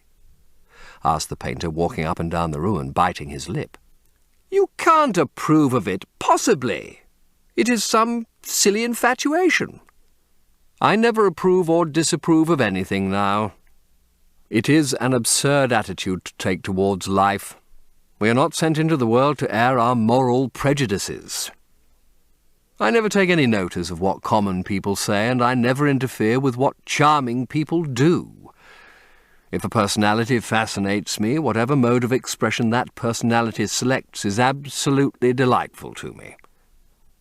Dorian Gray falls in love with a beautiful girl who acts Juliet and proposes to marry her. Why not? If he wedded Messalina, he would be none the less interesting. You know I am not a champion of marriage. The real drawback to marriage is that it makes one unselfish. And unselfish people are colourless. They lack individuality. Still, there are certain temperaments that marriage makes more complex. They retain their egotism and add to it many other egos. They are forced to have more than one life. They become more highly organized, and to be highly organized is, I should fancy, the object of man's existence. Besides, every experience is of value, and whatever one may say against marriage, it is certainly an experience. I hope that Dorian Gray will make this girl his wife, passionately adore her for 6 months, and then suddenly become fascinated by someone else. He would be a wonderful study. You don't mean a single word of all that, Harry. You know you don't. If Dorian Gray's life was spoiled, no one would be sorrier than yourself. You are much better than you pretend to be. After the performance was over, I went behind and spoke to her. As we were sitting together, suddenly there came into her eyes a look that I had never seen there before. My lips moved towards hers. We kissed each other. I can't describe to you what I felt at that moment. It seemed to me that all my life had been narrowed to one perfect point of rose-coloured joy. She trembled all over and shook like a white narcissus. Then she flung herself on her knees and kissed my hands. I feel that I should not tell you all this, but I can't help it. Of course, our engagement is a dead secret. She has not even told her own mother. I don't know what my guardians will say. Lord Radley is sure to be furious. I don't care. I shall be of age in less than a year, and then I can do what I like. I have been right, Basil, haven't I, to take my love out of poetry and to find my wife in Shakespeare's plays? Lips that Shakespeare taught to speak have whispered their secret in my ear. I have had the arms of Rosalind around me and kissed Juliet on the mouth. Yes, Dorian, I suppose you were right, said Hallward slowly. Have you seen her today? Asked Lord Henry. Dorian Gray shook his head. I left her in the Forest of Arden. I shall find her in an orchard in Verona. Lord Henry sipped his champagne in a meditative manner. At what particular point did you mention the word marriage, Dorian? And what did she say in answer? Perhaps you forgot all about it. My dear Harry, I did not treat it as a business transaction, and I did not make any formal proposal. I told her that I loved her, and she said she was not worthy to be my wife. Not worthy? Why, the whole world is nothing to me compared with her. Women are wonderfully practical, murmured Lord Henry. Much more practical than we are. In situations of that kind, we often forget to say anything about marriage, and they always remind us. Hallward laid his hand upon his arm. Don't, Harry. You have annoyed Dorian. He is not like other men. He would never bring misery upon anyone. His nature is too fine for that. Lord Henry looked across the table. Dorian is never annoyed with me, he answered. I asked the question for the best reason possible, for the only reason, indeed, that excuses one for asking any question, simple curiosity. I have a theory that it is always the women who propose to us and not we who propose to the women. Except, of course, in middle-class life. But then the middle classes are not modern. Dorian Gray laughed and tossed his head. You are quite incorrigible, Harry, but I don't mind. It is impossible to be angry with you. When you see Sybil Vane, you will feel that the man who could wrong her would be a beast without a heart. I cannot understand how anyone can wish to shame the thing he loves. I love Sybil Vane. I want to place her on a pedestal of gold and to see the world worship the woman who is mine. What is marriage? An irrevocable vow. You mock at it for that. Ah, don't mock. It is an irrevocable vow that I want to take. Her trust makes me faithful. Her belief makes me good. When I am with her, I regret all that you have taught me. I become different from what you have known me to be. I am changed, and the mere touch of Sybil Vane's hand makes me forget you and all your wrong, fascinating, poisonous, delightful theories. And those are? Asked Lord Henry, helping himself to some salad. Oh, your theories about life, your theories about love, your theories about pleasure, all your theories, in fact, Harry. Pleasure is the only thing worth having a theory about, he answered, in his slow, melodious voice. But I am afraid I cannot claim my theory as my own. It belongs to nature, not to me. Pleasure is nature's test, her sign of approval. When we are happy, we are always good, but when we are good, we are not always happy. Ah, but what do you mean by good? Cried Basil Hallward. Yes, echoed Dorian, leaning back in his chair and looking at Lord Henry over the heavy clusters of purple-lipped irises that stood in the centre of the table. What do you mean by good? Harry? To be good is to be in harmony with oneself, he replied, touching the thin stem of his glass with his pale, fine-pointed fingers.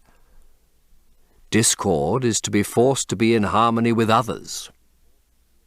One's own life, that is the important thing.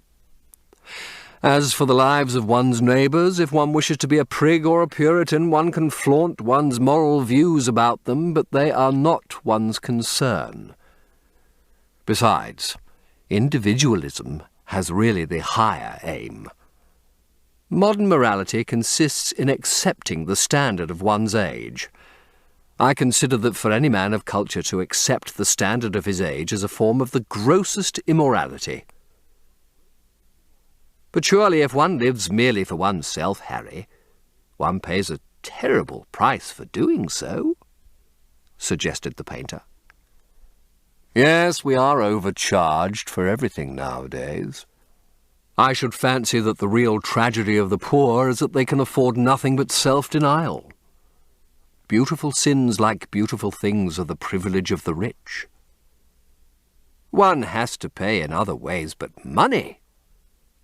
What sort of ways, Basil? Oh, I should fancy in remorse, in suffering, in the consciousness of degradation. Lord Henry shrugged his shoulders. My dear fellow, medieval art is charming, but medieval emotions are out of date. One can use them in fiction, of course, but then the only things that one can use in fiction are the things that one has ceased to use in fact. Believe me, no civilized man ever regrets a pleasure, and no uncivilized man ever knows what a pleasure is. I know what pleasure is, cried Dorian Gray. It is to adore someone. That is certainly better than being adored, he answered, toying with some fruits. Being adored is a nuisance. Women treat us just as humanity treats its gods. They worship us, and are always bothering us to do something for them. I should have said that whatever they ask for, they had first given to us, murmured the lad gravely. They create love in our natures. They have a right to demand it back. That is quite true, Dorian, cried Hallward. Nothing is ever quite true, said Lord Henry. This is, interrupted Dorian. You must admit, Harry, that women give to men the very gold of their lives. Possibly, he sighed, but they invariably want it back in such very small change. That is the worry. Women, as some witty Frenchman once put it, inspire us with the desire to do masterpieces and always prevent us from carrying them out. Harry, you are dreadful. I don't know why I like you so much. You will always like me, Dorian, he replied. Will you have some coffee, you fellows? Waiter, bring coffee and fine champagne, and some cigarettes. No, don't mind the cigarettes, I have some. Basil, I can't allow you to smoke cigars. You must have a cigarette. A cigarette is the perfect type of a perfect pleasure. It is exquisite, and it leaves one unsatisfied. What more can one want? Yes, Dorian, you will always be fond of me. I represent to you all the sins you have never had the courage to commit. What nonsense you talk, Harry, cried the lad, taking a light from a fire-breathing silver dragon that the waiter had placed on the table. Let us go down to the theatre. When Sybil comes on the stage, you will have a new ideal of life. She will represent something to you that you have never known. I have known everything, said Lord Henry with a tired look in his eyes. But I am always ready for a new emotion. I am afraid, however, that for me, at any rate, there is no such thing. Still, your wonderful girl may thrill me. I love acting. It is so much more real than life. Let us go. Dorian, you will come with me. I'm so sorry, Basil, but there is only room for two in the brougham. You must follow us in a hansom." They got up and put on their coats, sipping their coffee standing. The painter was silent and preoccupied. There was a gloom over him. He could not bear this marriage, and yet it seemed to him to be better than many other things that might have happened. After a few minutes they all passed downstairs. He drove off by himself as had been arranged and watched the flashing lights of the little brougham in front of him. A strange sense of loss came over him. He felt that Dorian Gray would never again be to him all that he had been in the past. Life had come between them. His eyes darkened, and the crowded, flaring streets became blurred to his eyes. When the cab drew up at the theatre, it seemed to him that he had grown years older.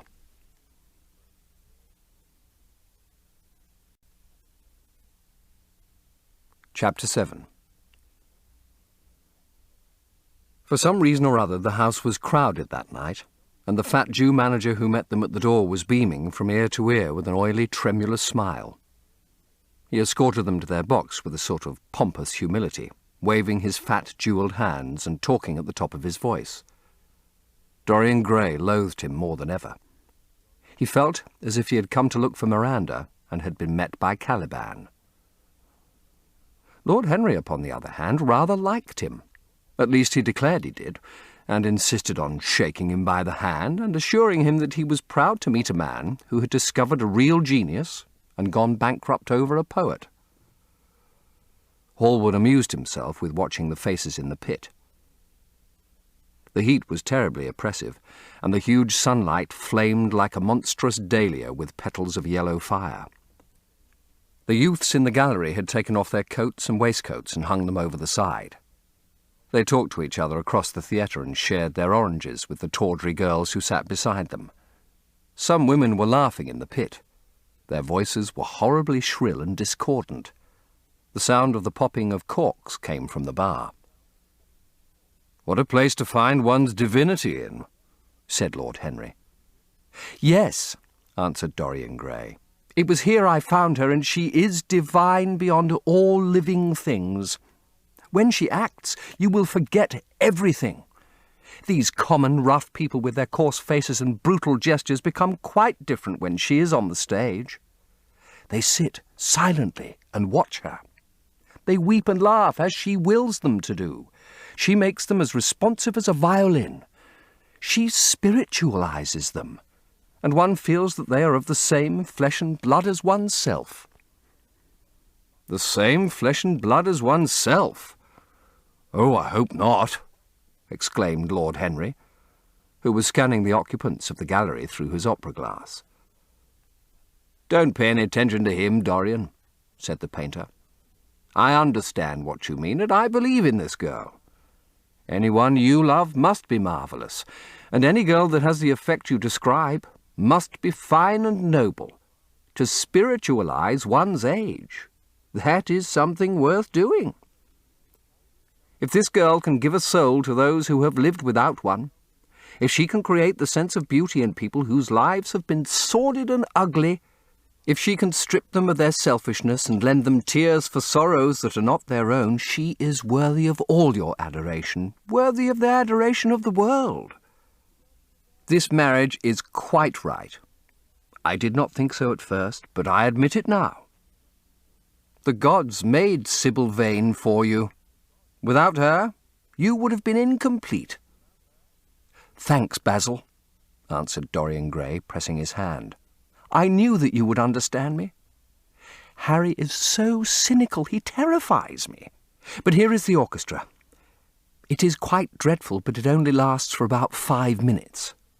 Then the curtain rises, and you will see the girl to whom I am going to give all my life, to whom I have given everything that is good in me." A quarter of an hour afterwards, amidst an extraordinary turmoil of applause, Sybil Vane stepped onto the stage. Yes, she was certainly lovely to look at, one of the loveliest creatures Lord Henry thought that he had ever seen. There was something of the fawn in her shy grace and startled eyes. A faint blush like the shadow of a rose in a mirror of silver, came to her cheeks as she glanced at the crowded, enthusiastic house. She stepped back a few paces, and her lips seemed to tremble. Basil Hallward leaped to his feet and began to applaud. Motionless, and as one in a dream, sat Dorian Gray gazing at her. Lord Henry peered through his glasses, murmuring, "Charming, charming." The scene was the hall of Capulet's house, and Romeo, in his pilgrim's dress, had entered with Mercutio and his other friends.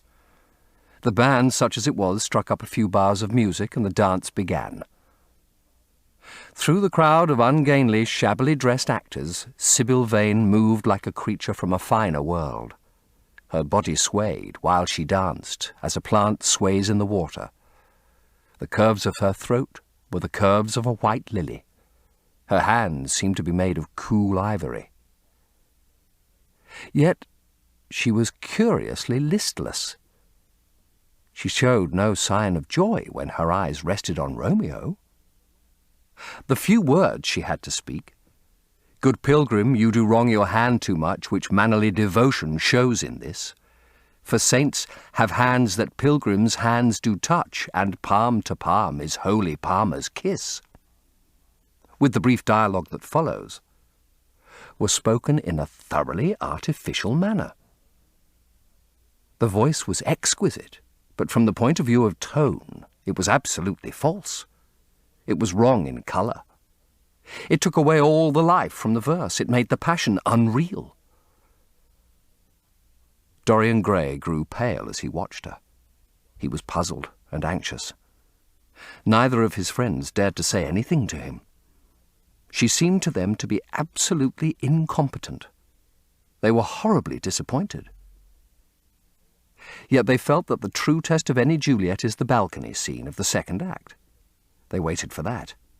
If she failed there was nothing in her. She looked charming as she came out in the moonlight. That could not be denied. But the staginess of her acting was unbearable and grew worse as she went on. Her gestures became absurdly artificial. She overemphasized everything that she had to say. The beautiful passage, "Thou knowest the mask of night is on thy face, else would a maiden blush bepaint my cheek for that which thou hast heard me speak tonight," was declaimed with the painful precision of a schoolgirl who has been taught to recite by some second-rate professor of elocution. When she leaned over the balcony and came to those wonderful lines, "Although I joy in thee, I have no joy of this contract tonight. It is too rash, too unadvised, too sudden, too like the lightning which doth cease to be ere one can say, it lightens. Sweet, good night. This bud of love by summer's ripening breath may prove a beauteous flower when next we meet."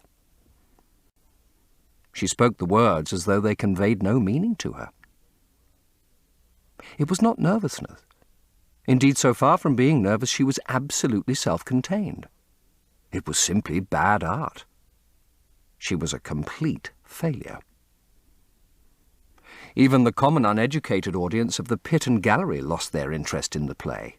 They got restless and began to talk loudly and to whistle. The Jew manager, who was standing at the back of the dress circle, stamped and swore with rage. The only person unmoved was the girl herself. When the second act was over, there came a storm of hisses, and Lord Henry got up from his chair and put on his coat.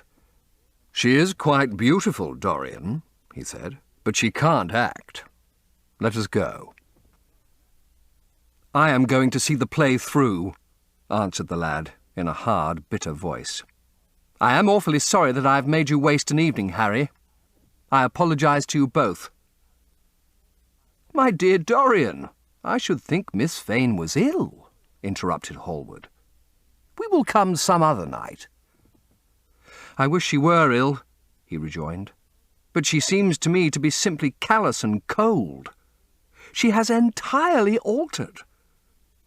Last night she was a great artist. This evening she is merely a commonplace, mediocre actress." "Don't talk like that about anyone you love, Dorian. Love is a more wonderful thing than art. They are both simply forms of imitation, remarked Lord Henry. But do let us go. Dorian, you must not stay here any longer. It is not good for one's morals to see bad acting. Besides, I don't suppose you will want your wife to act, so what does it matter if she plays Juliet like a wooden doll? She is very lovely, and if she knows as little about life as she does about acting, she will be a delightful experience. There are only two kinds of people who are really fascinating. People who know absolutely everything, and people who know absolutely nothing. Good heavens, my dear boy, don't look so tragic. The secret of remaining young is never to have an emotion that is unbecoming. Come to the club with Basil and myself. We will smoke cigarettes and drink to the beauty of Sybil Vane. She is beautiful. What more can you want? Go away, Harry, cried the lad. I want to be alone. Basil, you must go. Oh, can't you see that my heart is breaking? The hot tears came to his eyes. His lips trembled, and rushing to the back of the box, he leaned up against the wall, hiding his face in his hands. "Let us go, Basil," said Lord Henry with a strange tenderness in his voice, and the two young men passed out together. A few moments afterwards the footlights flared up, and the curtain rose on the third act. Dorian Gray went back to his seat. He looked pale and proud and indifferent. The play dragged on and seemed interminable. Half of the audience went out tramping in heavy boots and laughing. The whole thing was a fiasco. The last act was played to almost empty benches. The curtain went down on a titter and some groans. As soon as it was over, Dorian Gray rushed behind the scenes into the green room. The girl was standing there alone with a look of triumph on her face. Her eyes were lit with an exquisite fire. There was a radiance about her. Her parted lips were smiling over some secret of their own. When he entered, she looked at him, and an expression of infinite joy came over her. "How badly I acted tonight, Dorian!" she cried. "Horribly," he answered, gazing at her in amazement. "Horribly! It was dreadful. Are you ill? You have no idea what it was. You have no idea what I suffered." The girl smiled.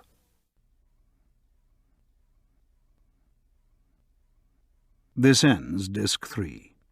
The Picture of Dorian Gray, Disc 4. "Dorian," she answered, lingering over his name with long-drawn music in her voice as though it were sweeter than honey to the red petals of her mouth. "Dorian, you should have understood, but you understand now, don't you?" "Understand what?" he asked angrily. "Why I was so bad tonight, why I shall always be bad, why I shall never act well again." He shrugged his shoulders. "You were ill, I suppose. When you were ill, you shouldn't act. You make yourself ridiculous. My friends were bored. I was bored." She seemed not to listen to him. She was transfigured with joy. An ecstasy of happiness dominated her. "Dorian, Dorian!" she cried. "Before I knew you, acting was the one reality of my life. It was only in the theatre that I lived. I thought that it was all true. I was Rosalind one night and Portia the other. The joy of Beatrice was my joy, and the sorrows of Cordelia were mine also. I believed in everything. The common people who acted with me seemed to me to be godlike. The painted scenes were my world. I knew nothing but shadows, and I thought them real. You came, oh, my beautiful love, and you freed my soul from prison. You taught me what reality really is. Tonight, for the first time in my life, I saw through the hollowness, the sham, the silliness of the empty pageant in which I had always played. Tonight, for the first time, I became conscious that the Romeo was hideous and old and painted, that the moonlight in the orchard was false, that the scenery was vulgar, and that the words I had to speak were unreal, were not my words, were not what I wanted to say. You had brought me something higher, something of which all art is but a reflection. You had made me understand what love really is. My love, Prince Charming, Prince of Life. I have grown sick of shadows. You are more to me than all art can ever be. What have I to do with the puppets of a play? When I came on tonight, I could not understand how it was that everything had gone from me. I thought that I was going to be wonderful. I found that I could do nothing. Suddenly it dawned on my soul what it all meant. The knowledge was exquisite to me. I heard them hissing, and I smiled. What could they know of love such as ours? Take me away, Dorian. Take me away with you where we can be quite alone. I hate the stage. I might mimic a passion that I do not feel, but I cannot mimic one that burns me like a fire. Oh, Dorian, Dorian, you understand now what it signifies? Even if I could do it, it would be a profanation for me to play at being in love. You have made me see that. He flung himself down on the sofa and turned away his face. You have killed my love, he muttered. She looked at him in wonder and laughed. He made no answer. She came across to him and with her little fingers stroked his hair. She knelt down and pressed his hands to her lips. He drew them away, and a shudder ran through him. Then he leaped up and went to the door. Yes, he cried, you have killed my love. You used to stir my imagination. Now you don't even stir my curiosity. You simply produce no effect. I loved you because you were marvellous, because you had genius and intellect, because you realised the dreams of great poets and gave shape and substance to the shadows of art. You have thrown it all away. You are shallow and stupid. My God, how mad I was to love you! What a fool I have been! You are nothing to me now. I will never see you again. I will never think of you. I will never mention your name. You don't know what you were to me once. Why... Oh, I can't bear to think of it. I wish I had never laid eyes upon you. You have spoiled the romance of my life. How little you can know of love if you say it mars your art. Without your art, you are nothing. I would have made you famous, splendid, magnificent. The world would have worshipped you, and you would have borne my name. What are you now? A third-rate actress with a pretty face. The girl grew white and trembled. She clenched her hands together, and her voice seemed to catch in her throat. You are not serious, Dorian, she murmured. You are acting. Acting? I leave that to you. You do it so well, he answered bitterly. She rose from her knees and, with a piteous expression of pain in her face, came across the room to him. She put her hand upon his arm and looked into his eyes. He thrust her back. Don't touch me, he cried. A low moan broke from her, and she flung herself at his feet and lay there like a trampled flower.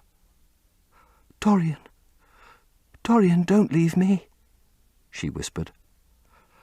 I am so sorry I didn't act well. I was thinking of you all the time, but I will try. Indeed, I will try. It came so suddenly across me, my love for you. I think I should never have known it if you had not kissed me, if we had not kissed each other. Kiss me again, my love. Don't go away from me. I couldn't bear it. Oh, don't go away from me. My brother... No. Never mind, he didn't mean it. He was in jest. But you... Oh, can't you forgive me for tonight? I will work so hard and try to improve. Don't be cruel to me, because I love you better than anything in the world. After all, it is only once that I have not pleased you. But you are quite right, Dorian. I should have shown myself more of an artist. It was foolish of me. And yet I couldn't help it. Oh, don't leave me. Don't leave me! A fit of passionate sobbing choked her. She crouched on the floor like a wounded thing, and Dorian Gray, with his beautiful eyes, looked down at her, and his chiselled lips curled in exquisite disdain. There is always something ridiculous about the emotions of people whom one has ceased to love. Sybil Vane seemed to him to be absurdly melodramatic. Her tears and sobs annoyed him. "I am going," he said at last in his calm and clear voice. "I don't wish to be unkind, but I can't see you again. You have disappointed me." She wept silently and made no answer, but crept nearer. Her little hands stretched blindly out and appeared to be seeking for him. He turned on his heel and left the room. In a few moments he was out of the theatre. Where he went to he hardly knew. He remembered wandering through dimly lit streets, past gaunt black-shadowed archways and evil-looking houses. Women with hoarse voices and harsh laughter had called after him. Drunkards had reeled by, cursing and chattering to themselves like monstrous apes. He had seen grotesque children huddled upon doorsteps and heard shrieks and oaths from gloomy courts. As the dawn was just breaking, he found himself close to Covent Garden. The darkness lifted, and, flushed with faint fires, the sky hollowed itself into a perfect pearl. Huge carts filled with nodding lilies rumbled slowly down the polished, empty street. The air was heavy with the perfume of the flowers, and their beauty seemed to bring him an anodyne for his pain. He followed into the market and watched the men unloading their wagons. A white-smocked carter offered him some cherries. He thanked him and wondered why he refused to accept any money for them and began to eat them listlessly. They had been plucked at midnight, and the coldness of the moon had entered into them. A long line of boys carrying crates of striped tulips and of yellow and red roses defiled in front of him, threading their way through the huge jade-green piles of vegetables. Under the portico, with its grey sun-bleached pillars, loitered a troop of draggled, bare-headed girls waiting for the auction to be over. Others crowded round the swinging doors of the coffee-house in the piazza. The heavy cart horses slipped and stamped upon the rough stones, shaking their bells and trappings. Some of the drivers were lying asleep on a pile of sacks. Iris-necked and pink-footed, the pigeons ran about picking up seeds. After a little while he hailed a hansom and drove home. For a few moments he loitered upon the doorstep, looking round at the silent square with its blank, close-shuttered windows and its staring blinds. The sky was pure opal now, and the roofs of the houses glistened like silver against it. From some chimney opposite a thin wreath of smoke was rising. It curled, a violet riband, through the nacre-coloured air. In the huge gilt Venetian lantern, spoil of some doge's barge that hung from the ceiling of the great oak-panelled hall of entrance, lights were still burning from 3 flickering jets. Thin blue petals of flame they seemed, rimmed with white fire. He turned them out, and, having thrown his hat and cape on the table, passed through the library towards the door of his bedroom, a large octagonal chamber on the ground floor that, in his newborn feeling for luxury, he had just had decorated for himself, and hung with some curious Renaissance tapestries that had been discovered stored in a disused attic at Selby Royal. As he was turning the handle of the door, his eye fell upon the portrait Basil Hallward had painted of him. He started back, as if in surprise. Then he went on into his own room, looking somewhat puzzled. After he had taken the buttonhole out of his coat, he seemed to hesitate. Finally he came back, went over to the picture, and examined it. In the dim arrested light that struggled through the cream-coloured silk blinds, the face appeared to him to be a little changed. The expression looked different. One would have said that there was a touch of cruelty in the mouth. It was certainly strange. He turned round and, walking to the window, drew up the blind.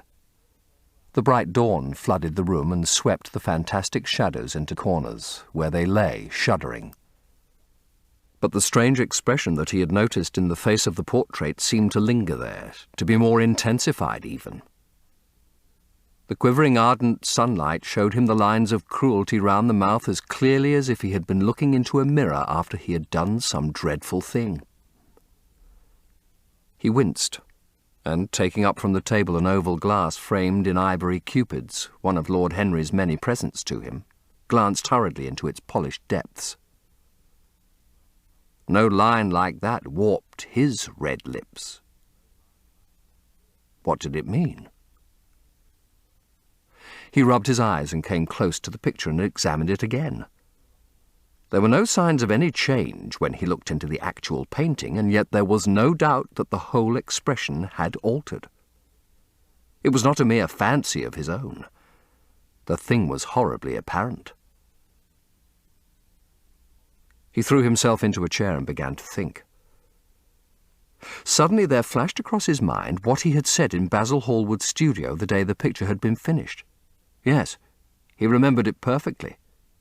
He had uttered a mad wish that he himself might remain young and the portrait grow old, that his own beauty might be untarnished and the face on the canvas bear the burden of his passions and his sins, that the painted image might be seared with the lines of suffering and the thought, and that he might keep all the delicate bloom and loveliness of his then just conscious boyhood.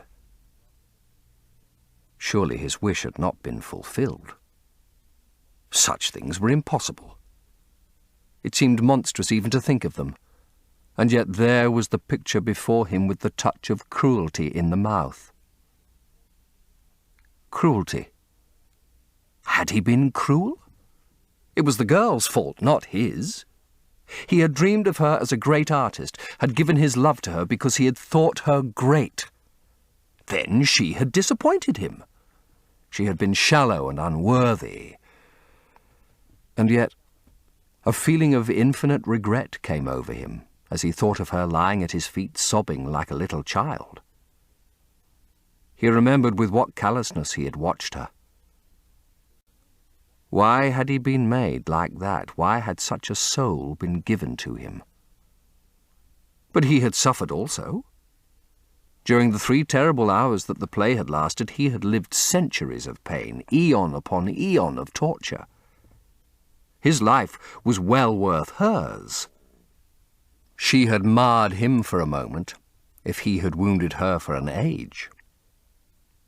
Besides, women were better suited to bear sorrow than men. They lived on their emotions. They only thought of their emotions. When they took lovers, it was merely to have someone with whom they could have scenes. Lord Henry had told him that, and Lord Henry knew what women were. Why should he trouble about Sybil Vane?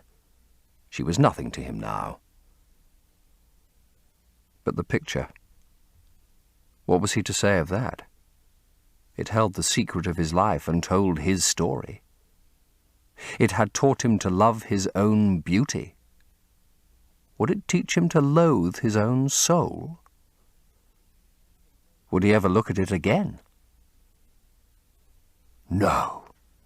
It was merely an illusion wrought on these troubled senses. The horrible night that he had passed had left phantoms behind it. Suddenly there had fallen upon his brain that tiny scarlet speck that makes men mad. The picture had not changed. It was folly to think so. Yet it was watching him, with its beautiful marred face and its cruel smile. Its bright hair gleamed in the early sunlight. Its blue eyes met his own. A sense of infinite pity, not for himself, but for the painted image of himself, came over him. It had altered already and would alter more. Its gold would wither into grey. Its red and white roses would die. For every sin that he committed, a stain would fleck and wreck its fairness. But he would not sin. The picture, changed or unchanged, would be to him the visible emblem of conscience. He would resist temptation. He would not see Lord Henry any more, would not at any rate listen to those subtle, poisonous theories that in Basil Hallward's garden had first stirred within him the passion for impossible things. He would go back to Sybil Vane, make her amends, marry her, try to love her again. Yes, it was his duty to do so. She must have suffered more than he had. Poor child. He had been selfish and cruel to her. The fascination that she had exercised over him would return. They would be happy together. His life with her would be beautiful and pure. He got up from his chair and drew a large screen right in front of the portrait, shuddering as he glanced at it. "How horrible," he murmured to himself, and he walked across to the window and opened it. When he stepped out onto the grass, he drew a deep breath. The fresh morning air seemed to drive away all his sombre passions. He thought only of Sybil. A faint echo of his love came back to him. He repeated her name over and over again. The birds that were singing in the dew-drenched garden seemed to be telling the flowers about her.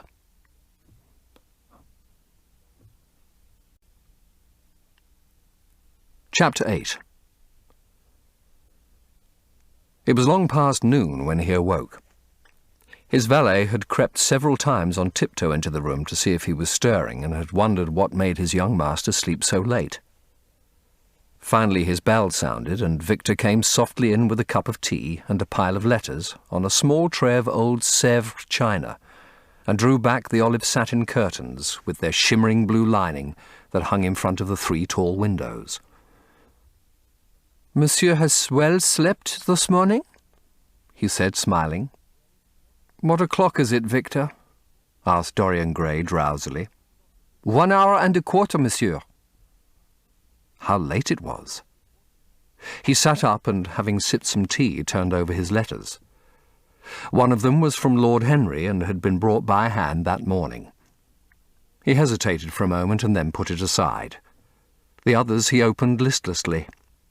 They contained the usual collection of cards, invitations to dinner, tickets for private views, programmes of charity concerts and the like that are showered on fashionable young men every morning during the season. There was a rather heavy bill for a chaste silver Louis Quinze toilet set that he had not yet had the courage to send on to his guardians, who were extremely old-fashioned people and did not realise that we live in an age when unnecessary things are our only necessities. And there were several very courteously worded communications from German street moneylenders offering to advance any sum of money at a moment's notice and at the most reasonable rates of interest.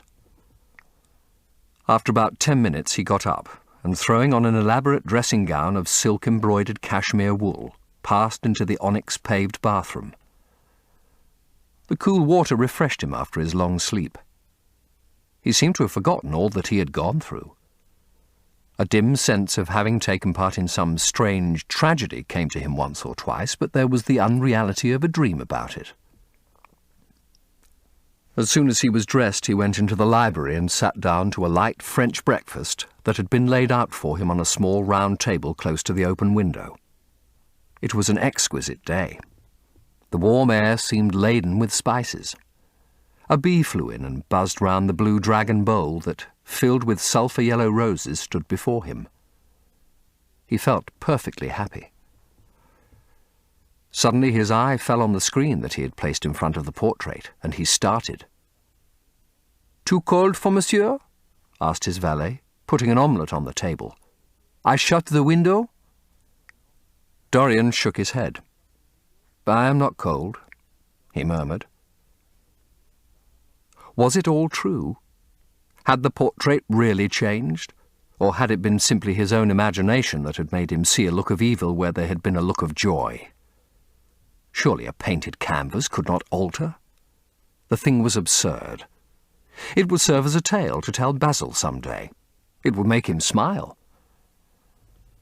And yet how vivid was his recollection of the whole thing. First in the dim twilight, and then in the bright dawn he had seen the touch of cruelty round the warped lips. He almost dreaded his valet leaving the room.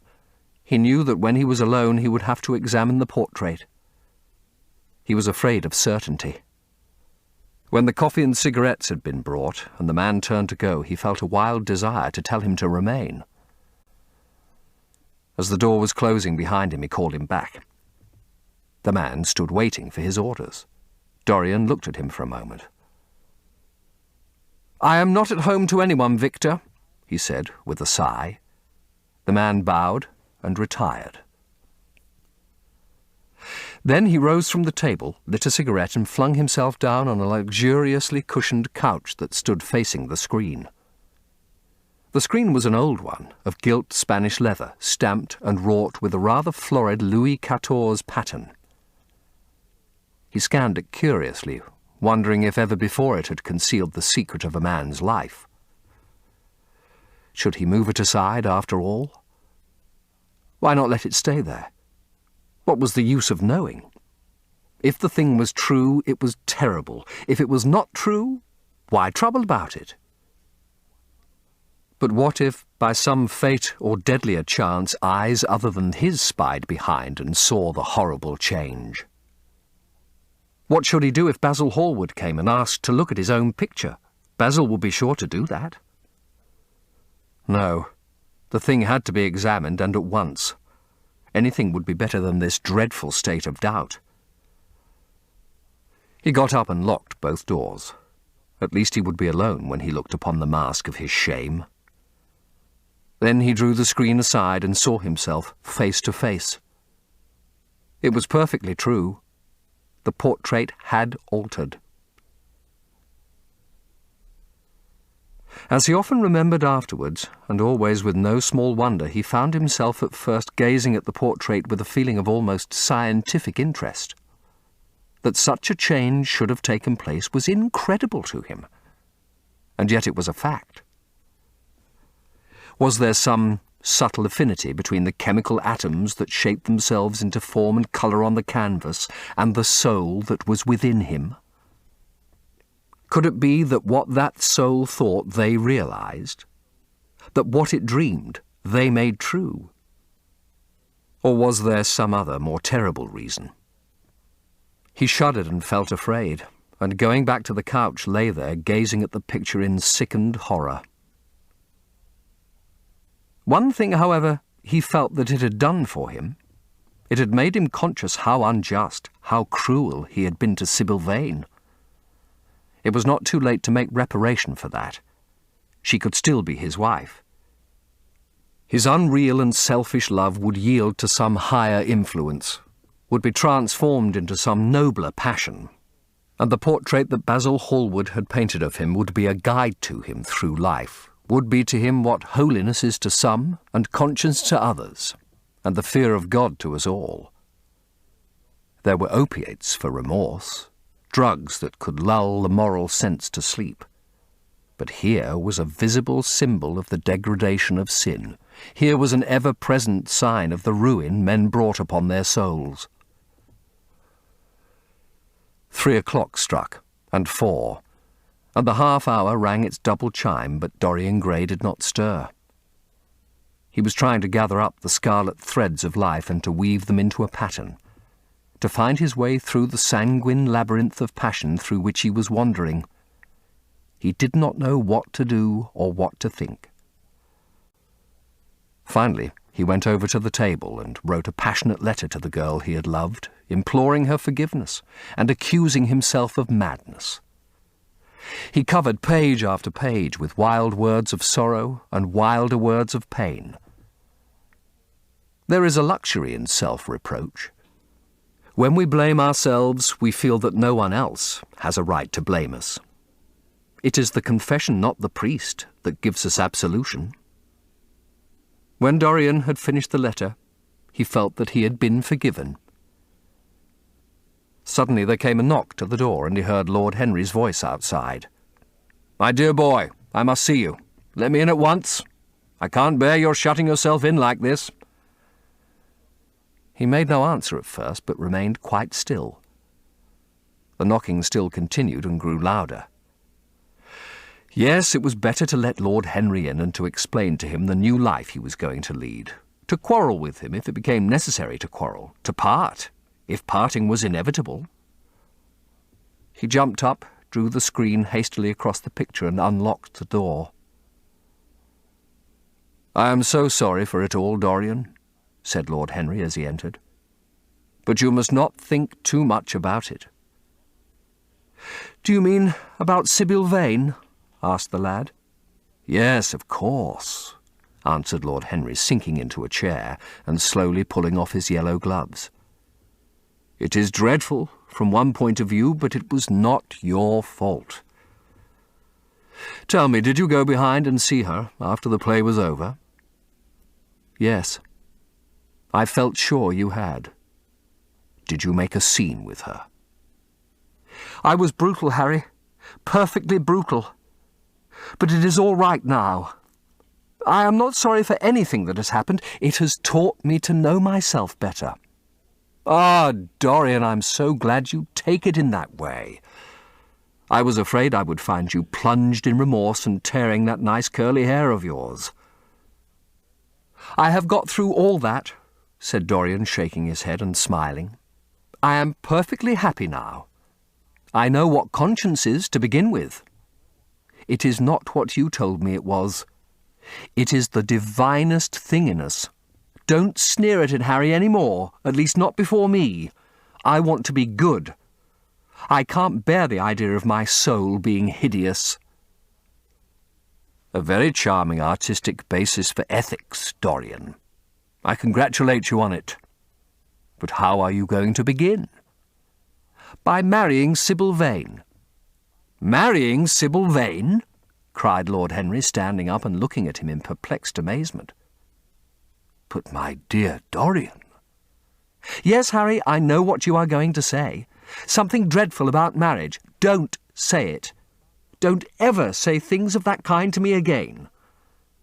2 days ago, I asked Sybil to marry me. I am not going to break my word to her. She is to be my wife." "Your wife, Dorian? Didn't you get my letter? I wrote to you this morning and sent the note down by my own man." "Your letter? Oh, yes, I remember. I have not read it yet, Harry. I was afraid there might be something in it that I wouldn't like. You cut life to pieces with your epigrams." "You know nothing, then?" "What do you mean?" Lord Henry walked across the room and, sitting down by Dorian Gray, took both his hands in his own and held them tightly. "Dorian," he said, "my letter, don't be frightened, was to tell you that Sybil Vane is dead." A cry of pain broke from the lad's lips, and he leaped to his feet, tearing his hands away from Lord Henry's grasp. "Dead? Sybil dead? It is not true. It is a horrible lie. How dare you say it?" "It is quite true, Dorian," said Lord Henry gravely. "It is in all the morning papers. I wrote down to you to ask you not to see anyone till I came. There will have to be an inquest, of course, and you must not be mixed up in it. Things like that make a man fashionable in Paris, but in London people are so prejudiced. Here one should never make one's debut with a scandal. One should reserve that to give an interest to one's old age. I suppose they don't know your name at the theatre. If they don't, it is all right. Did anyone see you going round to her room? That is an important point." Dorian did not answer for a few moments. He was dazed with horror. Finally, he stammered in a stifled voice, "Harry, did you say an inquest? What did you mean by that? Did Sybil—" "Oh, Harry, I can't bear it. But be quick, tell me everything at once." "I have no doubt it was not an accident, Dorian, though it must be put in that way to the public. It seems that as she was leaving the theatre with her mother, about 12:30 or so, She said she had forgotten something upstairs.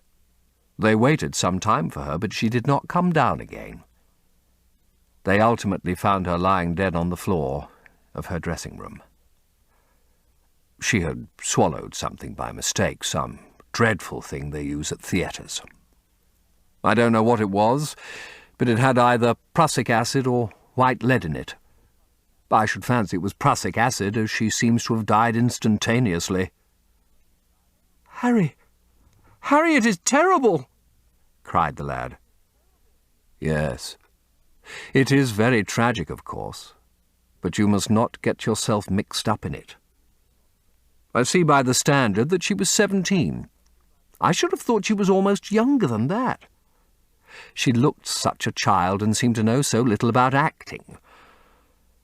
Dorian, you mustn't let this thing get on your nerves. You must come and dine with me, and afterwards we will look in at the opera. It is a Patty night, and everybody will be there. You can come to my sister's box. She has got some smart women with her. "So I have murdered Sybil Vane," said Dorian Gray half to himself. "Murdered her as surely as if I had cut her little throat with a knife. Yet the roses are not less lovely for all that. The birds sing just as happily in my garden. And tonight I am to dine with you and then go on to the opera and sup somewhere, I suppose, afterwards. How extraordinarily dramatic life is. If I had read all this in a book, Harry, I think I would have wept over it. Somehow, now that it has happened actually, and to me, it seems far too wonderful for tears. Here is the first passionate love letter I have ever written in my life. Strange that my first passionate love letter should have been addressed to a dead girl.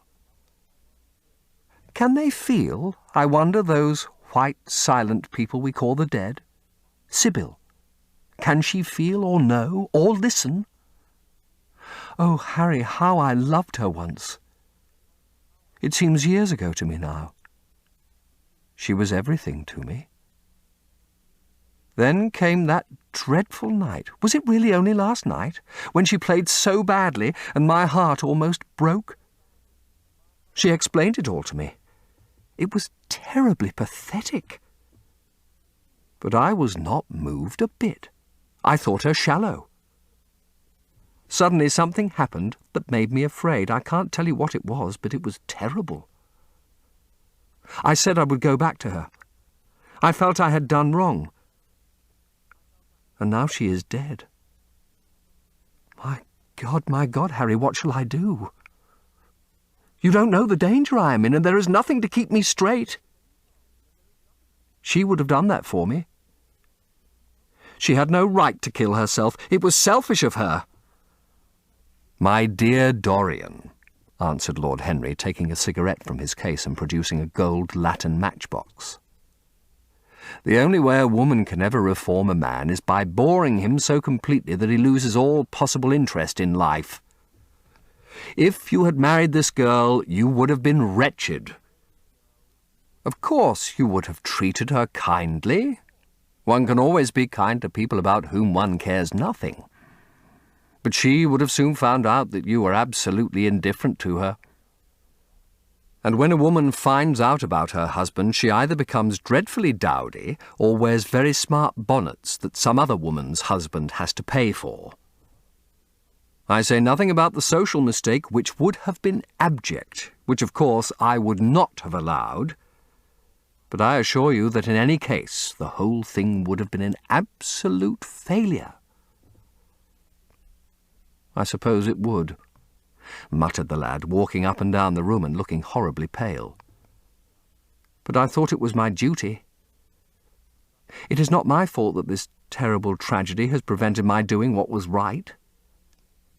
I remember your saying once that there is a fatality about good resolutions, that they are always made too late. Mine certainly were. Good resolutions are useless attempts to interfere with scientific laws. Their origin is pure vanity. Their result is absolutely nil. They give us now and then some of those luxurious, sterile emotions that have a certain charm for the weak. That is all that can be said for them. They are simply cheques that men draw on a bank where they have no account. "Harry!" cried Dorian Gray, coming over and sitting down beside him. "Why is it that I cannot feel this tragedy as much as I want to? I don't think I am heartless. Do you?" "You have done too many foolish things during the last fortnight to be entitled to give yourself that name, Dorian," answered Lord Henry, with his sweet, melancholy smile. The lad frowned. "I don't like that explanation, Harry," he rejoined. "But I am glad you don't think I am heartless. I am nothing of the kind. I know I am not. And yet I must admit that this thing that has happened does not affect me as it should. It seems to me to be simply like a wonderful ending to a wonderful play. It has all the terrible beauty of a Greek tragedy, a tragedy in which I took a great part, but by which I have not been wounded." "It is an interesting question," said Lord Henry, who found an exquisite pleasure in playing on the lad's unconscious egotism. "An extremely interesting question. I fancy that the true explanation is this. It often happens that the real tragedies of life occur in such an inartistic manner that they hurt us by their crude violence, their absolute incoherence, their absurd want of meaning, their entire lack of style.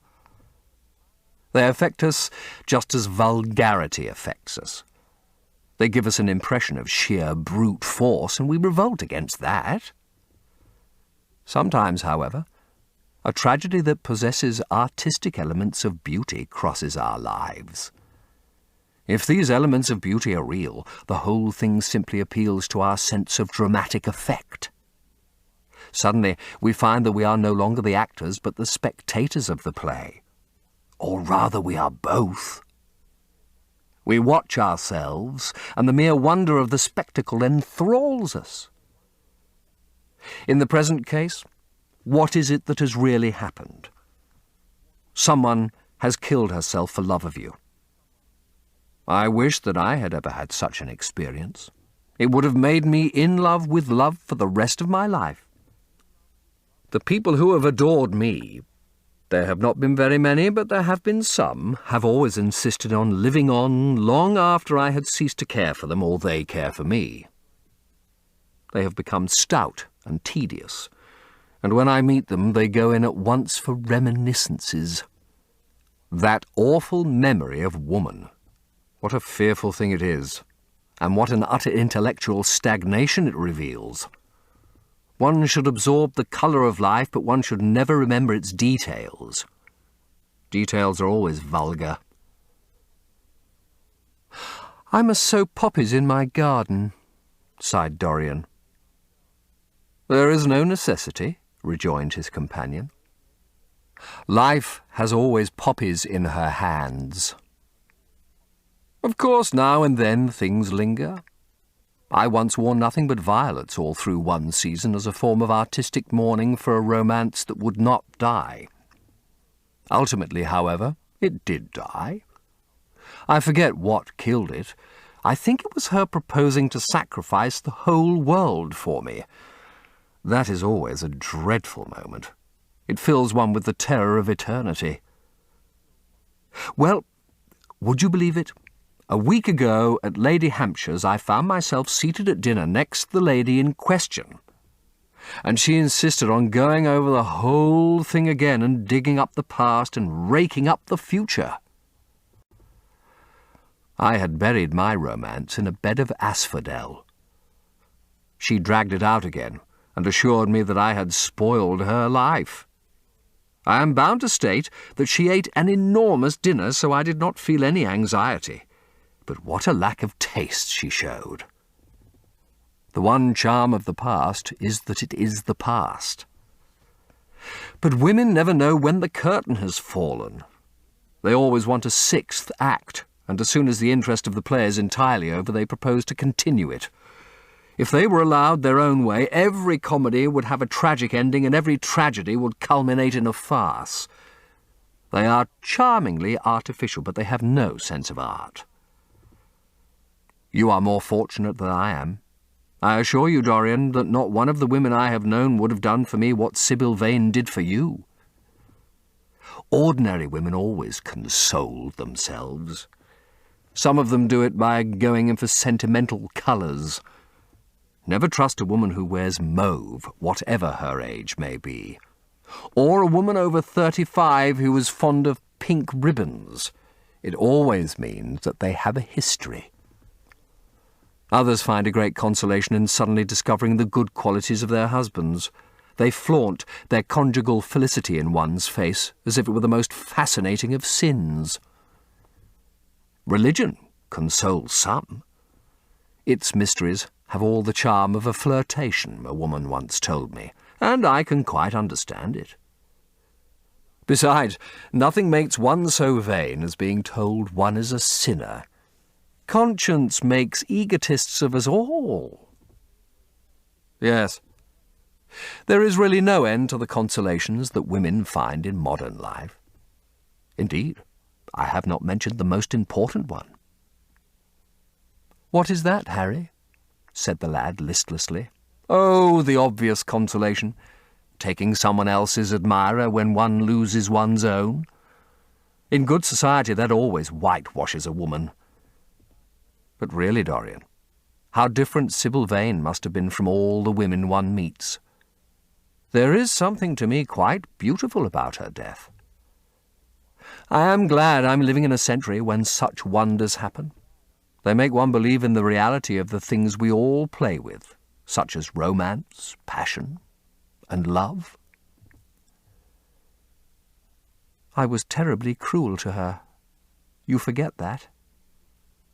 "I am afraid that women appreciate cruelty, downright cruelty, more than anything else. They have wonderfully primitive instincts. We have emancipated them, but they remain slaves looking for their masters all the same. They love being dominated. I am sure you were splendid.